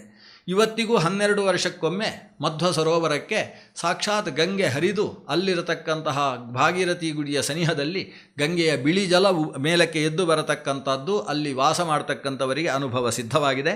ಆ ರೀತಿಯಲ್ಲಿ ದೇವತೆಗಳೇ ಮಧ್ವಗುರುಗಳ ಸನಿಹಕ್ಕೆ ಬಂದು ಈ ಶಾಸ್ತ್ರವನ್ನು ಶ್ರವಣ ಮಾಡಿದ್ದಾರೆ. ಕೊನೆಯ ಶ್ಲೋಕ ಮಧ್ವಾಚಾರ್ಯರ ಕಥೆಯನ್ನು ಉಪಸಂಹಾರ ಮಾಡ್ತಾ ಇದ್ದಾರೆ. ಬದರಿಕಾಶ್ರಮಕ್ಕೆ ಪುನರಪಿಯೈದಿ ವ್ಯಾಸ ಮುನಿ ಪದಕೆರಗಿ ಅಖಿಲ ವೇದಾರ್ಥಗಳನ್ನು ಪದುಮನಾಭನ ಮುಖದಿ ತಿಳಿದು ಬ್ರಹ್ಮತ್ವವೈದಿದ ಮಧ್ವಮುನಿರಾಯಗೆ ಅಭಿವಂದಿಪೇ. ಹಿಂದೊಮ್ಮೆ ಗೀತಾಭಾಷ್ಯವನ್ನು ರಚಿಸಿ ತಾವು ಬದರಿಕಾಶ್ರಮಕ್ಕೆ ಹೋಗಿ ಬಂದಿದ್ದರು. ಪುನರಪಿ ಬದರೀಂ ಪ್ರಾಪ್ಯ ಅಂತ ಮತ್ತೆ ಇನ್ನೊಂದು ಬಾರಿ ಬದರಿಕಾಶ್ರಮಕ್ಕೆ ಸಾಗಿದರು ಮಧ್ವಾಚಾರ್ಯರು. ವ್ಯಾಸಮುನಿ ಪದಕ್ಕೆ ಎರಗಿ ಅಲ್ಲಿ ಮಹಾಭಾರತವನ್ನು ರಚಿಸಿದ ವ್ಯಾಸಮುನಿಗಳ ಪಾದಕ್ಕೆ ಎರಗಿ ಮಹಾಭಾರತ ತಾತ್ಪರ್ಯ ನಿರ್ಣಯವನ್ನು ಅವರಿಗೆ ಒಪ್ಪಿಸಿ ಪದಕೆರಗಿ ಅಖಿಲ ವೇದಾರ್ಥಗಳನ್ನು ಅವರಿಂದ ಕೇಳಿ ಮತ್ತೆ ಮಧ್ವಗುರುಗಳು ವೇದವ್ಯಾಸರಿಗೆ ನಮಸ್ಕಾರ ಮಾಡಿ ವೇದವ್ಯಾಸರ ಸನ್ನಿಧಾನದಲ್ಲಿದ್ದು ಮತ್ತೆ ತಾವು ಶ್ರವಣ ಮಾಡಿದರಂತೆ. ಭಗವಂತನಿಂದ ಶ್ರವಣ ಮಾಡುವುದು ಅನ್ನುವುದು ಅದು ಸರ್ವಜ್ಞ ಕಲ್ಪರಾದಂತಹ ವಾಯುತತ್ವಕ್ಕೂ ಕೂಡ ಬಹಳ ಇಷ್ಟವಾದದ್ದು. ಭಗವಂತನ ನಾಭಿಕಮಲದಲ್ಲಿ ಕುಳಿತಂತಹ ಚತುರ್ಮುಖ ಬ್ರಹ್ಮ ತನ್ನ 8 ಕಿವಿಯಿಂದ ಭಗವಂತನಿಂದ ಉಪದೇಶವನ್ನು ಪಡಿತಾನೆ. ಅಷ್ಟು ಸಾಕಾಗುವುದಿಲ್ಲ ಅಂತ ಹೇಳಿ ತಾನು ಕೌಸ್ತುಭಮಣಿಯ ರೂಪದಲ್ಲಿ ಆತನ ಕಂಠದಲ್ಲೇ ವಿರಾಜಮಾನನಾಗಿದ್ದು ಕಂಠದಿಂದ ಬರತಕ್ಕಂತಹ ವೇದಾಂಗಗಳನ್ನು ತಾನು ಕಂಠದ ಕಂಪನದಿಂದಲೇ ಆಲಿಸಿಕೊಂಡು ಕುಳಿತಿದ್ದಾನೆ ಅಂತ ಹಿರಿಯರು ವರ್ಣಿಸ್ತಾರೆ. ಅಂತಹ ವಾಯುದೇವರು ವೇದವ್ಯಾಸ ರೂಪದಿಂದ ಮತ್ತೆ ಉಪದೇಶವನ್ನು ಪಡೆದು, ಇದರಿಂದ ನಾವು ಅರ್ಥೈಸಿಕೊಳ್ಳಬೇಕಾದ ಅನೇಕ ಅಂಶಗಳಿದ್ದಾವೆ. ಸರ್ವಜ್ಞಕಲ್ಪರಾದಂತಹ ಮಧ್ವರು ವೇದವ್ಯಾಸರಿಂದ ಮಹಾಭಾರತದ ತಾತ್ಪರ್ಯವನ್ನು ತಾವು ಕೇಳಿ ಶ್ರೀಮನ್ಮಹಾಭಾರತ ತಾತ್ಪರ್ಯ ನಿರ್ಣಯವನ್ನು ರಚಿಸಿದರು. ಆಚಾರ್ಯರ ಗ್ರಂಥಗಳಲ್ಲಿ ಎತ್ತರದ ಗ್ರಂಥ ಅಂತ ಇವತ್ತು ನಾವು ಅನುವ್ಯಾಖ್ಯಾನವನ್ನು ಕರಿತೇವೆ. ಪ್ರಮಾಣ, ಪ್ರಮೇಯ ಇವೆಲ್ಲವನ್ನು ನಿರೂಪಿಸುವ ಗ್ರಂಥದಲ್ಲಿ ಸಕಲ ತರ್ಕ ವ್ಯಕ್ತ ತರ್ಕ ತತಿಂ ಕುರು ಅಂತ ತ್ರಿವಿಕ್ರಮ ಪಂಡಿತರು ಕೇಳಿದಾಗ ರಚಿಸಿದ ಗ್ರಂಥ. ಬಹಳ ಎಲ್ಲ ತತ್ವವನ್ನು ಒಳಗೊಂಡದ್ದು. ಅದಕ್ಕೆ ಶ್ರೀಮನ್ ನ್ಯಾಯಸುಧೆಯನ್ನು ಶ್ರೀಮದ್ ಜಯತೀರ್ಥರು ರಚಿಸುವುದರ ಮೂಲಕ ಅದು ಒಂದು ವಿಶ್ವಕೋಶದ ಹಾಗೆ ಆಗಿದೆ. ಪ್ರಮೇಯ ಗ್ರಂಥಗಳಲ್ಲಿ ಅದಕ್ಕೆಷ್ಟು ಮಹತ್ವ ಇದೆಯೋ ಅಷ್ಟೇ ಮಹತ್ವ ಆಚಾರ್ಯರ ಪ್ರತಿಯೊಂದು ಗ್ರಂಥಕ್ಕೂ ಇದೆ. ಅದರಲ್ಲೂ ವಿಶೇಷವಾಗಿ ಪುರಾಣಗಳ ಒಳಹೊಕ್ಕು, ಸಮಗ್ರ ಪುರಾಣ ಮತ್ತು ಮಹಾಭಾರತವನ್ನು ಪೂರ್ತಿ ಸಮನ್ವಯಗೊಳಿಸಿ ರಚಿಸಿರತಕ್ಕಂತಹ ಶ್ರೀಮನ್ ಮಹಾಭಾರತ ನಿರ್ಣಯ, ತಾತ್ಪರ್ಯ ನಿರ್ಣಯ, ಅದು ಒಂದು ವಿಶಿಷ್ಟವಾದ ಸಂಶೋಧನಾ ಗ್ರಂಥ.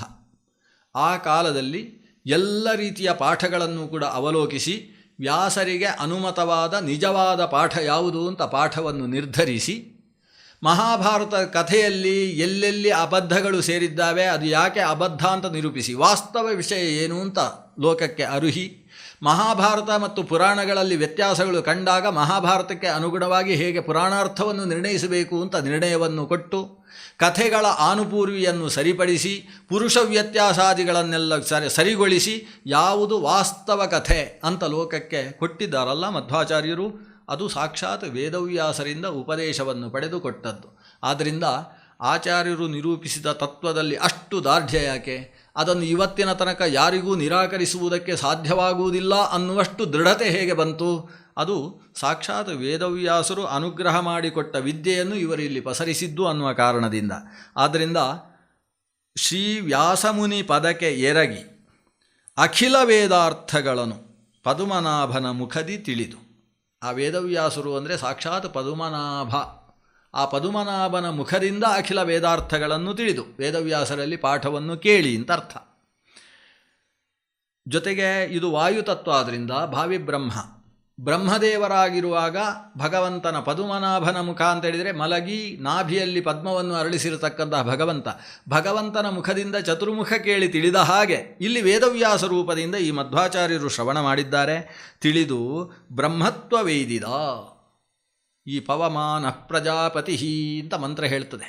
ಈ ಪವಮಾನನೇ ಮುಂದಿನ ಬ್ರಹ್ಮ, ಪ್ರಜಾಪತಿ ಇದ್ದಾನೆ. ಆದ್ದರಿಂದ ಮುಂದಕ್ಕೆ ಬ್ರಹ್ಮತ್ವವನ್ನು ಹೊಂದತಕ್ಕಂತಹ, ಬ್ರಹ್ಮ ಪದವಿಗೆ ಏರತಕ್ಕಂತಹ ಈ ಮಧ್ವಮುನಿರಾಯಗೆ ಅಭಿವಂದಿಪೆ. ಅಂತಹ ಮಧ್ವಮುನಿರಾಯನಿಗೆ ನಾನು ನಮಸ್ಕಾರ ಮಾಡ್ತೇನೆ.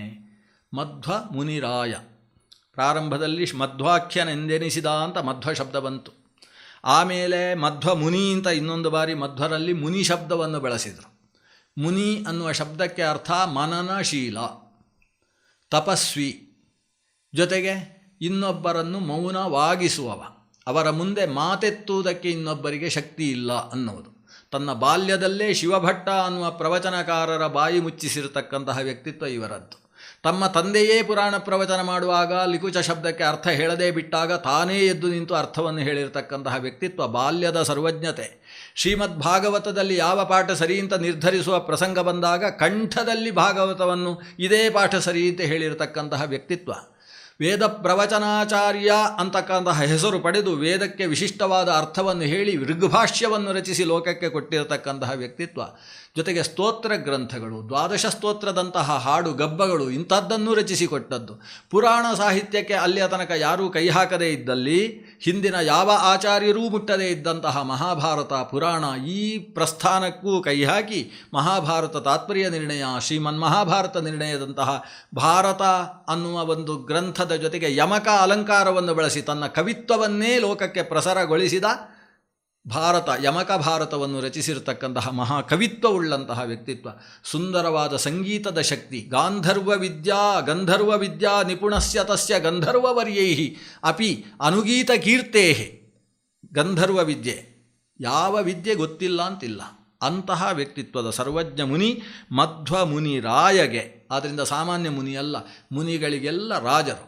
ಹೇಗೆ ಶ್ರೀಪಾದರಿಗೆಲ್ಲ ರಾಜರಾದ್ದರಿಂದ ಶ್ರೀಪಾದರಾಜರು ಅಂತ ಕರೆಸಿಕೊಂಡರು, ಹಾಗೆ ಮಧ್ವಮುನಿ ರಾಜರು ಇವರು. ಅಂತಹ ವಾದಿರಾಜರು ಹೇಳ್ತಾರೆ, ನನಗೆ ಯಾಕೆ ವಾದಿರಾಜ ಅಂತ ಹೆಸರು? ವಾದಿ ಮಧ್ವೋ ಯಸ್ಯ ರಾಜ. ವಾದಿ ಅಂದರೆ ನಿಜವಾಗಿ ಮಧ್ವಾಚಾರ್ಯರು, ವೇದಕ್ಕೆ ಅನುಗುಣವಾದ ವಾದವನ್ನು ಮಂಡಿಸುವವರು. ಅವರು ನನಗೆ ರಾಜರಾದ್ದರಿಂದ, ಅವರ ಶಕ್ತಿಯಿಂದ ನಾನು ಇಷ್ಟು ಮಾತಾಡ್ತೇನೆ, ಆದ್ದರಿಂದ ನನಗೆ ವಾದಿರಾಜ ಅಂತ ಹೆಸರು ಅಂತ. ಹಾಗೆ ಮಧ್ವಮುನಿ ರಾಜಗೆ ಅಭಿವಂದಿಪೆ, ಅವರಿಗೆ ಮುಂದೆ ಬಂದು ಶಿರಬಾಗಿ ಪಾದ ಮುಟ್ಟಿ ನಮಸ್ಕಾರ ಮಾಡ್ತೇನೆ ಅನ್ನುವುದು ಉಪಸಂಹಾರ ಪದ್ಯ. ಇದಾದ ಮೇಲೆ 2 ಪದ್ಯ ಇದೆ, ಅದು ಮಂಗಳಾಚರಣೆ, ಅಂತ್ಯ ಮಂಗಳಾಚರಣೆ. ಜಯ ಜಯತು ದುರ್ವಾದಿ ಮತತಿಮಿರ ಮಾರ್ತಂಡ, ಜಯ ಜಯತು ವಾದಿ ಗಜ ಪಂಚಾನನ, ಜಯ ಜಯತು ಚಾರ್ವಾಕ ಗರ್ವ ಪರ್ವತ ಕುಲಿಶ, ಜಯ ಜಯತು ಜಗನ್ನಾಥ ಮಧ್ವನಾಥ. ಜಯ ಜಯತು, ದೇವರು ಜಯಿಸಲಿ ಜಯಿಸಲಿ ಅಂತ ಅರ್ಥ ಅಲ್ಲ. ಇಲ್ಲಿ ಜಯ ಜಯ ಅಂತ ಹೇಳಿದರೆ ಅದು ಜನಗಣಮನ ಅಂತ ಶುರು ಮಾಡಿ ಜಯ ಹೇ ಅಂತ ಹೇಳಿದರೆ ಭಾರತ ದೇಶ ಜಯಿಸಲಿ ಅಂತ ಅರ್ಥ ಅಲ್ಲ. ಭಾರತ ಮಾತಾ ಕಿ ಜೈ ಜೈ ಅಂತ ಜಯ ಜಯಕಾರ ಹಾಕಿದರೆ ಅರ್ಥ ಏನು? ಅದು ಉತ್ಕೃಷ್ಟವಾಗಿದೆ ಅಂತ ಅರ್ಥ.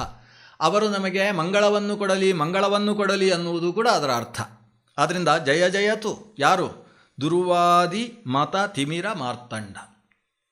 ಆ ಸೂರ್ಯ ಜಯಿಸಲಿ, ಆ ಸಿಂಹ ಜಯಿಸಲಿ, ಆ ವಜ್ರ ಅದು ಜಯಿಸಲಿ ಅಂತ. ಯಾವುದಕ್ಕೆ ಸೂರ್ಯ? ಕತ್ತಲಿಗೆ ಸೂರ್ಯ. ಯಾವುದು ಕತ್ತಲು? ದುರ್ವಾದಿಗಳ ಮತವೇ ತಿಮಿರ. ದುರ್ವಾದಿ ಮತವೆಂಬ ತಿಮಿರಕ್ಕೆ ಮಾರ್ತಂಡ ಅಂದರೆ ಮೃತಾಂಡನಾದಂತಹ ಸೂರ್ಯ. ಒಂದು ವಿಶಿಷ್ಟ ಕಾರಣದಿಂದ ಸೂರ್ಯನಿಗೆ ಮಾರ್ತಾಂಡ ಅಂತ ಹೆಸರು ಬಂದಿದೆ. ಆದ್ದರಿಂದ ದುರ್ವಾದಿ ಮತ ತಿಮಿರಕ್ಕೆ ಸೂರ್ಯನಂತೆ ಇರತಕ್ಕಂತಹ ಮಧ್ವಾಚಾರ್ಯರು, ಜೊತೆಗೆ ವಾದಿ ಗಜ ಪಂಚಾನನ, ವಾದಿಗಳೆಂಬಂತಹ ಗಜಗಳಿಗೆ ಸಿಂಹದಂತೆ ಇರತಕ್ಕಂಥವರು, ಅದರ ಜೊತೆಗೆ ಚಾರ್ವಾಕ ಗರ್ವ ಪರ್ವತ ಕುಲಿಶ, ಚಾರ್ವಾಕರ ಗರ್ವವೆಂಬಂತಹ ಪರ್ವತಕ್ಕೆ ವಜ್ರಾಯುಧದ ಹಾಗೆ ಇರತಕ್ಕಂಥವರು. ಆ ಜಗನ್ನಾಥ ಮಧ್ವನಾಥ ಜಯತು ಜಯತು. ಹಿಂದೊಮ್ಮೆ ಪರ್ವತಗಳಿಗೆಲ್ಲ ರೆಕ್ಕೆ ಇದ್ದು ಲೋಕದಲ್ಲಿ ಅನರ್ಥ ಮಾಡ್ತಾ ಇದ್ವಂತೆ. ಆವಾಗ ಇಂದ್ರದೇವ ವಜ್ರಾಯುಧದಿಂದ ಅದರ ರೆಕ್ಕೆಗಳನ್ನು ಕತ್ತರಿಸಿದ. ಆದ್ದರಿಂದ ಅವನಿಗೆ ಗೋತ್ರಭಿತ್ ಅಂತ ಹೆಸರಾಯಿತು ಅಂತ ಪುರಾಣಗಳಲ್ಲಿ ಉಲ್ಲೇಖ ಇದೆ. ಕುಲಿಶ ಅಂದರೆ ವಜ್ರಾಯುಧ, ಅವನ ವಜ್ರಾಯುಧ ಅಂದರೆ ಮಿಂಚು ಅನ್ನುವ ವ್ಯಾಖ್ಯಾನವೂ ಇದೆ. ಮಿಂಚು ಎಂಬ ಆಯುಧದಿಂದಲೇ ಪರ್ವತಗಳನ್ನು ಪುಡಿಗುಟ್ಟತಕ್ಕಂಥವ ಅಂತ. ಆ ಕುಲಿಶವನ್ನು ಹಿಡಿದು ಪರ್ವತವನ್ನು ಪುಡಿ ಮಾಡಿದ ಹಾಗೆ ಇಲ್ಲಿ ಕುಲಿಶ ಯಾವುದು? ಭಗವಂತ ಇಂದ್ರ. ಭಗವಂತ ಬೀಸಿದ ಕುಲಿಶ ಅಂದರೆ ಮಧ್ವಾಚಾರ್ಯರು. ಚಾರ್ವಾಕ ಮೊದಲಾದಂತಹ ಈ ನಾಸ್ತಿಕ್ಯ ಏನಿದೆ ಅದನ್ನೆಲ್ಲ ಚಾರ್ವಾಕ ಅಂದರೆ ಒಳ್ಳೆಯ ಮಾತು ಹೇಳುವವ ಅಂತ. ಏನು ಬೇಕಾದಷ್ಟು ಸಾಲ ಮಾಡಿ ತುಪ್ಪ ತಿನ್ನಿರಿ ಅಂತ. ಯಾಕಂದರೆ ಮುಂದಿನ ಲೋಕ ಇಲ್ಲವಲ್ಲ. ಅದನ್ನ ಕೇಳುವವರಿಗೆ ಭಾರಿ ಖುಷಿ. ಅವನು ಹೇಳಿದ್ದನ್ನು ನಾವು ಅನುಸರಿಸಬೇಕಪ್ಪ ಅಂತ ಅನ್ನಿಸುವ ಹಾಗೆ ಹೇಳತಕ್ಕಂಥ ಚಾರ್ವಾಕ. ಆ ಚಾರ್ವಾಕನ ಗರ್ವ ಎಲ್ಲೆಡೆ ಪಸರಿಸಿತ್ತು. ಯಾಕಂದರೆ ನನ್ನ ಮತಕ್ಕೆ ಅನುಗುಣವಾಗುವ 21 ಭಾಷ್ಯಗಳಿದ್ದಾವೆ. ಈ ನಾಸ್ತಿಕ್ಯ ಸಿದ್ಧಾಂತಕ್ಕೆ ವೇನನ ಮತಕ್ಕೆ ಹೆಚ್ಚು ಹತ್ತಿರವಾದ ಮತ ಇದೆಲ್ಲ ಅಂತ ಅವನಿಗೆ ಗರ್ವ ಬಂದಿತ್ತು. ಅದಕ್ಕೆ ಬೀಸಿದ ಕುಲಿಶದ ಹಾಗೆ ಭಗವಂತ ಈ ವಾಯುದೇವರನ್ನು ಇಲ್ಲಿ ಕಳಿಸಿಕೊಟ್ಟಿದ್ದಾನೆ. ಜಗನ್ನಾಥ ಮಧ್ವನಾಥ, ಮಧ್ವರೆಂಬ ನಮ್ಮೆಲ್ಲರ ನಾಥ ಜಗನ್ನಾಥ ಅಂದರೆ ಭಗವಂತನ ಹೆಸರು. ಆದರೆ ಈ ಜಗತ್ತಿಗೆ ನಮಗೆಲ್ಲ ಅಜ್ಞಾನದಿಂದ ಮುಳುಗಿದ್ದವರಿಗೆ ನಾಥರಾಗಿ ನಮಗೆಲ್ಲ ರಕ್ಷಣೆ ಮಾಡುವ ಒಂದು ಹಸ್ತವನ್ನು ಹಿಡಿದು ಎಬ್ಬಿಸತಕ್ಕಂತಹ ನಮ್ಮ ರಕ್ಷಕರಾಗಿ ಬಂದಂತಹ ಮಧ್ವನಾಥನಿಗೆ ನಮ್ಮ ನಮಸ್ಕಾರ. ಅಥವಾ ಮಧ್ವನಾಥ ಜಗನ್ನಾಥ. ಹಿಂದೆ ಮಧ್ವಾಚಾರ್ಯರ ಬಗ್ಗೆ ಹೇಳಿದರೆ ಕೊನೆಗೆ ಜಗನ್ನಾಥನಾದ ಮಧ್ವರಿಗೂ ನಾಥನಾದ ಆ ಭಗವಂತನಿಗೆ ನಮ್ಮ ನಮಸ್ಕಾರ. ಕೊನೆಯದ್ದಾಗಿ ತಮ್ಮ ಅಂಕಿತವನ್ನು ಇಟ್ಟು ಪದ್ಯವನ್ನು ಬರೀತಾರೆ. ತುಂಗಕುಲ ಗುರುಪವನ ಹೃತ್ಕಮಲದೊಳು ನೆಲೆಸಿ ಭಂಗವಿಲ್ಲದ ಸುಖವ ಸುಜನಕ್ಕೆಲ್ಲ ಹಿಂಗದೆ ಕೊಡುವ ಗುರು ಮಧ್ವಾಂತರಾತ್ಮಕ ಶ್ರೀ ರಂಗವಿಠಲನೆಂದು ನೆರೆಸಾರಿರೈ. ರಂಗವಿಠಲನೆಂದು ನೆರೆಸಾರಿರೈ. ಆ ರಂಗವಿಠಲನೇ ಈ ಮಧ್ವಾಂತರಗತನಾಗಿ ನಮಗೆಲ್ಲ ಭಂಗವಿಲ್ಲದ ಸುಖ ಅಂದರೆ ಮೋಕ್ಷವನ್ನು ಕೊಡುವವ ಅಂತ ಎಲ್ಲೇ ಸಾರಿರೈ ಅಂತ ನಮಗೆ ಆದೇಶ ಕೊಡ್ತಾರೆ ಶ್ರೀಪಾದರಾಜರು. ನೀವು ಈ ಸಿದ್ಧಾಂತವನ್ನು ಎಲ್ಲ ಕಡೆ ಸಾರಿರಿ, ಮೋಕ್ಷವನ್ನು ಕೊಡುವವ ಭಗವಂತನೊಬ್ಬನೇ. ಮಧ್ವಾಂತರಾತ್ಮಕನಾದ ಮಧ್ವಾಂತರ್ಯಾಮಿಯಾದ ಆ ರಂಗವಿಠಲ ಅವನೇ ನಮಗೆಲ್ಲ ಭಂಗವಿಲ್ಲದ ಸುಖವ ಸುಜನಕ್ಕೆಲ್ಲ ಕೊಡುವ. ಎಲ್ಲ ಸುಖವೂ ಭಂಗವುಳ್ಳದ್ದು. ಸ್ವರ್ಗವೂ ಕೂಡ ಇವತ್ತು ಹೋಗಿ ಕ್ಷೀಣೇ ಪುಣ್ಯೇ ಮರ್ತ್ಯಲೋಕಂ ವಿಶಂತಿ ಅಂತ ಭಂಗವಾಗುವ ಸುಖ. ಆದರೆ ಮೋಕ್ಷ ಮಾತ್ರ ನ ಚ ಪುನರಾವರ್ತತೆ. ಯದ್ಗತ್ವಾ ನ ನಿವರ್ತಂತೆ ತದ್ಧಾಮ ಪರಮಂ ಮಮ. ಅಲ್ಲಿ ಹೋದ ಮೇಲೆ ಹಿಂದಕ್ಕೆ ಬರದ ನಿರಂತರ ಸುಖ, ಅನಂತ ಸುಖ, ಅಂತವಿಲ್ಲದ ಸುಖ. ಅದನ್ನು ಲೋಕಕ್ಕೆ ಕೊಡುವುದು, ಸುಜನರಿಗೆ ಕೊಡುವುದು ಈ ಮುಕುಂದ ಒಬ್ಬನೇ, ಇನ್ಯಾರು ಕೊಡುವುದಿಲ್ಲ. ಆದರೆ ಮಧ್ವಾಂತರಾತ್ಮಕ ಅಂತ ಹೇಳಿದ್ಯಾಕೆ? ಮೋಕ್ಷವನ್ನು ಪ್ರಾಣದೇವರು ಕೊಡ್ತಾರಂತೆ ಭಗವಂತನ ಇಚ್ಛೆಗೆ ಅನುಗುಣವಾಗಿ. ವಿಷ್ಣುರ್ಹಿದಾತ ಮೋಕ್ಷಸ್ಯ ವಾಯುಶ್ಚ ತದನುಜ್ಞಯ. ಆ ವಿಷ್ಣುವಿನ ಅನುಜ್ಞೆಯಿಂದ ವಾಯು ಕೂಡ ಸ ಏನಾನ್ ಬ್ರಹ್ಮಗಮಯತಿ ಅಂತ ಈತನೂ ಕೂಡ ವಾಯುವು ಮೋಕ್ಷವನ್ನು ಕೊಡ್ತಾನೆ. ಆದ್ದರಿಂದ ಇವನೊಬ್ಬನೇ ಎಂದು ನೆರೆ ಸಾರಿರಿ. ನೀವೆಲ್ಲ ಲೋಕದಲ್ಲಿ ಸಾರ್ರಪ್ಪ. ಎಂತಹ ತುಂಗ ಗುರು ತುಂಗ ಕುಲ ಗುರು ಪವನ ಹೃತ್ಕಮಲದೊಳು ನೆಲೆಸಿ. ಆ ಭಗವಂತ ಮೋಕ್ಷ ಕೊಡಬೇಕಾದರೆ ಆ ಭಗವಂತನ ಉಪಾಸನೆ ನಮ್ಮದು ಹೇಗಿರಬೇಕು? ಲೋಕದಲ್ಲಿ ಉತ್ತುಂಗ ಗುರುಗಳು ಅಂತ ಯಾರಿದ್ದಾರೆ, ಪದ್ಮನಾಭ ತೀರ್ಥಾದಿಗಳು, ಅವರಿಗೆಲ್ಲ ಗುರುಗಳಾಗಿರತಕ್ಕಂತಹ ಯಾವ ಗುರು ಪವನರಿದ್ದಾರೆ, ತುಂಗ ಕುಲ, ತುಂಗರು ಅಂದರೆ ಶ್ರೇಷ್ಠರು, ಶ್ರೇಷ್ಠರ ಕುಲ ಅಂದರೆ ಸಮುದಾಯ, ದೇವತೆಗಳಲ್ಲಿ ರುದ್ರಪರ್ಯಂತವಾದಂತಹ ದೇವತಾ ಸಮುದಾಯ, ಲೋಕದ ನಾನಾ ಗುರುಗಳು, ಅವರಿಗೆಲ್ಲ ಗುರುವಾಗಿರತಕ್ಕಂತಹ ಪವನನ ಹೃತ್ಕಮಲದಲ್ಲಿ ನೆಲೆಸಿ. ಯಾಕಂದರೆ ನಾವು ಉಪಾಸನೆ ಮಾಡುವಾಗ ವಾಯುವಂತರ್ಗತ ಭಗವಂತನನ್ನು ಉಪಾಸನೆ ಮಾಡಬೇಕು. ಇಲ್ಲದೆ ಹೋದರೆ ದೇವರ ಉಪಾಸನೆ ಅನ್ನುವ ಮಂದಿರದ ಮೇಲೆ ಅನೇಕ ದುಷ್ಟ ಆವೇಶ ಶಕ್ತಿಗಳು ಬರುವುದಕ್ಕೆ ಸಾಧ್ಯ ಇದ್ದಾವೆ. ಆದರೆ ಪ್ರಾಣದೇವರ ಮೇಲೆ ಬಿದ್ದಂತಹ ಅಸುರರು ತಾವೇ ಪುಡಿಯಾಗಿ ಹೋದರು ಅಂತ ಉಪನಿಷತ್ತಿನಲ್ಲಿದೆ. ಪ್ರಾಣದೇವರ ಮೇಲೆ ಬಂದರೆ ಅದು ಕಲ್ಬಂಡೆಗೆ ಹೊಡೆದ ಮಣ್ಣಿನ ಹೆಂಟೆಯ ಹಾಗೆ ಪುಡಿಯಾದದ್ದರಿಂದ ಇವರಿಗೆ ಆಖಣಾಶ್ಮ ಸಮ ಅಂತ ಉಪನಿಷತ್ತು ಒಂದು ಹೆಸರು ಕಟ್ಟಿದೆ. ಆದ್ದರಿಂದ ಪ್ರಾಣಾಂತರ್ಗತನಾಗಿ ಭಗವಂತನ ಉಪಾಸನೆ ಮಾಡಿದಾಗ ದುಷ್ಟಶಕ್ತಿಗಳ ನಮ್ಮ ಉಪಾಸನೆಯನ್ನು ಪ್ರತಿಬಂಧ ಮಾಡತಕ್ಕಂತಹ ದುಷ್ಟಗಳು ಆವೇಶಗೊಳ್ಳುವುದಿಲ್ಲ ಅಂತ. ಆ ದೃಷ್ಟಿಯಿಂದ ತುಂಗರು ಯಾರಿದ್ದಾರೆ ಅವರ ಕುಲ ಅಂದರೆ ಸಮುದಾಯ, ಅವರಿಗೆಲ್ಲ ಗುರುವಾಗಿರತಕ್ಕಂತಹ ಪವನನ ಹೃತ್ಕಮಲದೊಳು ನೆಲೆಸಿ ಭಂಗವಿಲ್ಲದ ಸುಖವ ಸುಜನಕ್ಕೆಲ್ಲ ಹಿಂಗದೆ ಕೊಡತಕ್ಕಂತಹ ಗುರು ಮಧ್ವಾಂತರ್ಗತನಾದಂತಹ ರಂಗವಿಠಲನೇ ಎಂದು ನೆರೆ ಸಾರಿರೈ. ನೀವೆಲ್ಲ ಚೆನ್ನಾಗಿ ಇದನ್ನು ಸಾರಿರಿ. ಹೀಗೆ ಆದೇಶ ಕೊಟ್ಟು ಶ್ರೀ ರಂಗವಿಠಲಾಂಕಿತರಾಗಿರತಕ್ಕಂತಹ ಶ್ರೀಪಾದರಾಜರು ತಮ್ಮ ಮಧ್ವನಾಮ ಅನ್ನುವ 30 ಪದ್ಯಗಳ ಈ ಸಮುದಾಯವನ್ನು ಮುಗಿಸಿದ್ದಾರೆ. ರಂಗವಿಠಲ ಅವರು ಇವತ್ತು ಶ್ರೀಪಾದರಾಜ ಮಠದಲ್ಲಿ ಪೀಠದಲ್ಲಿ ಆರಾಧ್ಯವಾದಂತಹ ಮೂರ್ತಿ. ಪಂಡರಾಪುರಕ್ಕೆ ಶ್ರೀಪಾದರಾಜರು ಹೋಗಿದ್ದಂತಹ ಸಂದರ್ಭದಲ್ಲಿ ಅವರಿಗೆ ಸ್ವಪ್ನವಾಗ್ತದೆ, ಪಕ್ಕದಲ್ಲಿರುವ ಭೀಮರತಿ ನದಿ ತೀರದಲ್ಲಿ ಭೂಖನನ ಮಾಡು, ಉತ್ಖನನ ಮಾಡು, ಅಲ್ಲಿ ನಾನು ನಿನಗೆ ಸಿಗ್ತೇನೆ ಅಂತ. ಹಾಗಾಗಿ ಆ ತೀರದಲ್ಲಿ ಖನನ ಮಾಡಿದಾಗ ಭೂಮಿಯಲ್ಲಿ ಬಂಗಾರದ ಪೆಟ್ಟಿಗೆಯ ಒಳಗೆ ಬಂಗಾರದ ಆಭರಣಗಳಿಂದ ಅಲಂಕೃತವಾದ ಅತ್ಯಂತ ಪ್ರಾಚೀನ ಸುಂದರ ಮೂರ್ತಿ ರಂಗವಿಠಲ ಅವರಿಗೆ ಲಭ್ಯವಾಗಿದೆ. ಆ ಹೆಸರನ್ನಿಟ್ಟುಕೊಂಡೇ ಅವರು ತಮ್ಮ ಗ್ರಂಥಗಳನ್ನು ಕೊನೆಯಲ್ಲಿ ಅಂಕಿತವನ್ನಾಗಿ ರಂಗವಿಠಲ ಶಬ್ದವನ್ನು ಬಳಸಿದ್ದಾರೆ. ಇಷ್ಟೂ ಪದ್ಯಗಳಲ್ಲಿ ಕೆಲವು ಪದ್ಯಗಳಲ್ಲಿ ಹನುಮದವತಾರವನ್ನು, ಅದಕ್ಕಿಂತ ಮೊದಲು ಒಂದು 3 ಪದ್ಯಗಳಲ್ಲಿ ಮೂಲರೂಪಿಯಾದಂತಹ ಮುಖ್ಯಪ್ರಾಣನನ್ನು, ಮಧ್ಯದಲ್ಲಿ ಭೀಮಸೇನರ ಅವತಾರವನ್ನು, ಕೊನೆಯಲ್ಲಿ ಕೆಲವು 6 ಪದ್ಯಗಳಲ್ಲಿ ಮಧ್ವಾವತಾರವನ್ನು ನಿರೂಪಣೆ ಮಾಡಿದ್ದಾರೆ. ಇಷ್ಟರ ಜೊತೆಗೆ ಕೊನೆಗೆ 2 ಪದ್ಯಗಳಲ್ಲಿ ಮಾತ್ರ ಜಯ ಜಯತು ಅಂತ ಮಂಗಳವನ್ನು ಹಾಡಿ ರಂಗವಿಠಲ ನಾಮದಿಂದ ಉಪಸಂಹಾರವನ್ನು ಮಾಡಿದ್ದಾರೆ. ಇದನ್ನು ಪಠಿಸುವುದರಿಂದ ಅನೇಕ ವಿಶಿಷ್ಟ ಫಲಗಳಿದ್ದಾವೆ. ಆ ಫಲದ ಬಗ್ಗೆ ವಸ್ತುತಃ ಶ್ರೀಪಾದರಾಜರು ಏನು ಹೇಳಲಿಲ್ಲ. ಆಮೇಲೆ ಜಗನ್ನಾಥದಾಸರು ಈ ಪದ್ಯಕ್ಕೆ ತಾವು ಒಂದು 3 ಪದ್ಯವನ್ನು ರಚಿಸಿ ಇದು ಇದರ ಜೊತೆಗೆ ಪಠಿಸಬೇಕಾದ ಫಲಸ್ತುತಿ ಅಂತ ಕೊಟ್ಟಿದ್ದಾರೆ. ಆದ್ದರಿಂದ ಇವತ್ತು ಮಧ್ವನಾಮವನ್ನು ಪಠಿಸುವವರು ಈ 30 ಪದ್ಯಗಳನ್ನು ಪಠಿಸಿದ ಮೇಲೆ ಮತ್ತೆ 3 ಪದ್ಯಗಳನ್ನು ಫಲಸ್ತುತಿಯನ್ನಾಗಿ ಪಠಿಸುವಂಥದ್ದು ಸಂಪ್ರದಾಯ. ಅದನ್ನು ರಚಿಸಿದವರು ಶ್ರೀಪಾದರಾಜರಲ್ಲ, ಜಗನ್ನಾಥದಾಸರು. ಅದರಲ್ಲಿ ತಮ್ಮ 3ನೆಯ ಪದ್ಯದಲ್ಲಿ ಜಗನ್ನಾಥ ವಿಠಲ ಅನ್ನುವ ಅಂಕಿತವನ್ನಿಟ್ಟು ಅವರು ಪದ್ಯವನ್ನು ಬರೆದಿದ್ದಾರೆ. ನಾನು ಅದರ ವಿಸ್ತರಣೆಯನ್ನು ಮಾಡುವುದಿಲ್ಲ, ಪದ್ಯವನ್ನಷ್ಟನ್ನೇ ಪಠಿಸ್ತೇನೆ, ಸುಲಭವಾಗಿ ಅರ್ಥವಾಗತಕ್ಕಂಥದ್ದು. ಏನು ಇದರಿಂದ ಫಲ?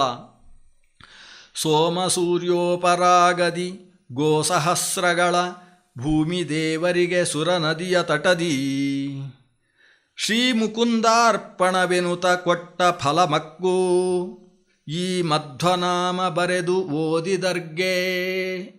ಈ ಮಧ್ವನಾಮವನ್ನು ಬರೆದು ಓದಿದವರಿಗೆ, ಅಂದರೆ ಬರೆದವರಿಗೆ ಮತ್ತು ಓದಿದವರಿಗೆ, ಅಥವಾ ಬರೆದು ಓದಿದವರಿಗೆ. ಹಿಂದೆ ಎಲ್ಲ ಈ ಪದ್ಯಗಳನ್ನು ಕಂಠದಲ್ಲಿಟ್ಟುಕೊಂಡ್ರೆ ತಪ್ಪಾಗುವ ಸಾಧ್ಯತೆ ಇರ್ತಿತ್ತು. ಅದಕ್ಕೋಸ್ಕರ ಒಂದು ಸಲ ಬರೆದು ಇಟ್ಟುಕೊಂಡ್ರೆ ಮತ್ತೆ ಪಠಿಸಿ ವ್ಯತ್ಯಾಸವಾದರೆ ಅಲ್ಲಿದ್ದ ಸರಿ ಮಾಡಿಕೊಳ್ಳಿಕ್ಕೆ ಬರ್ತಿತ್ತು. ಹಾಗಾಗಿ ಬರೆದುಕೊಳ್ಳುವ ಕ್ರಮ ಇತ್ತು. ಈಗೆಲ್ಲ ಬರೆಯುವ ಕ್ರಮ ಇಲ್ಲ, ಮುದ್ರಣಗೊಂಡದ್ದನ್ನು ಪಠಿಸುವುದು. ಅದನ್ನು ಬರೆದು ಓದಿದರ್ಗೆ ಈ ಮಧ್ವನಾಮ ಏನು ಕೊಡ್ತದೆ ಫಲ ಅಂದರೆ, ಅದಕ್ಕೆ ಫಲಮಕ್ಕು, ಅದಕ್ಕೇನು ಫಲವೋ ಅಂತಹ ಫಲ ಇದೆ.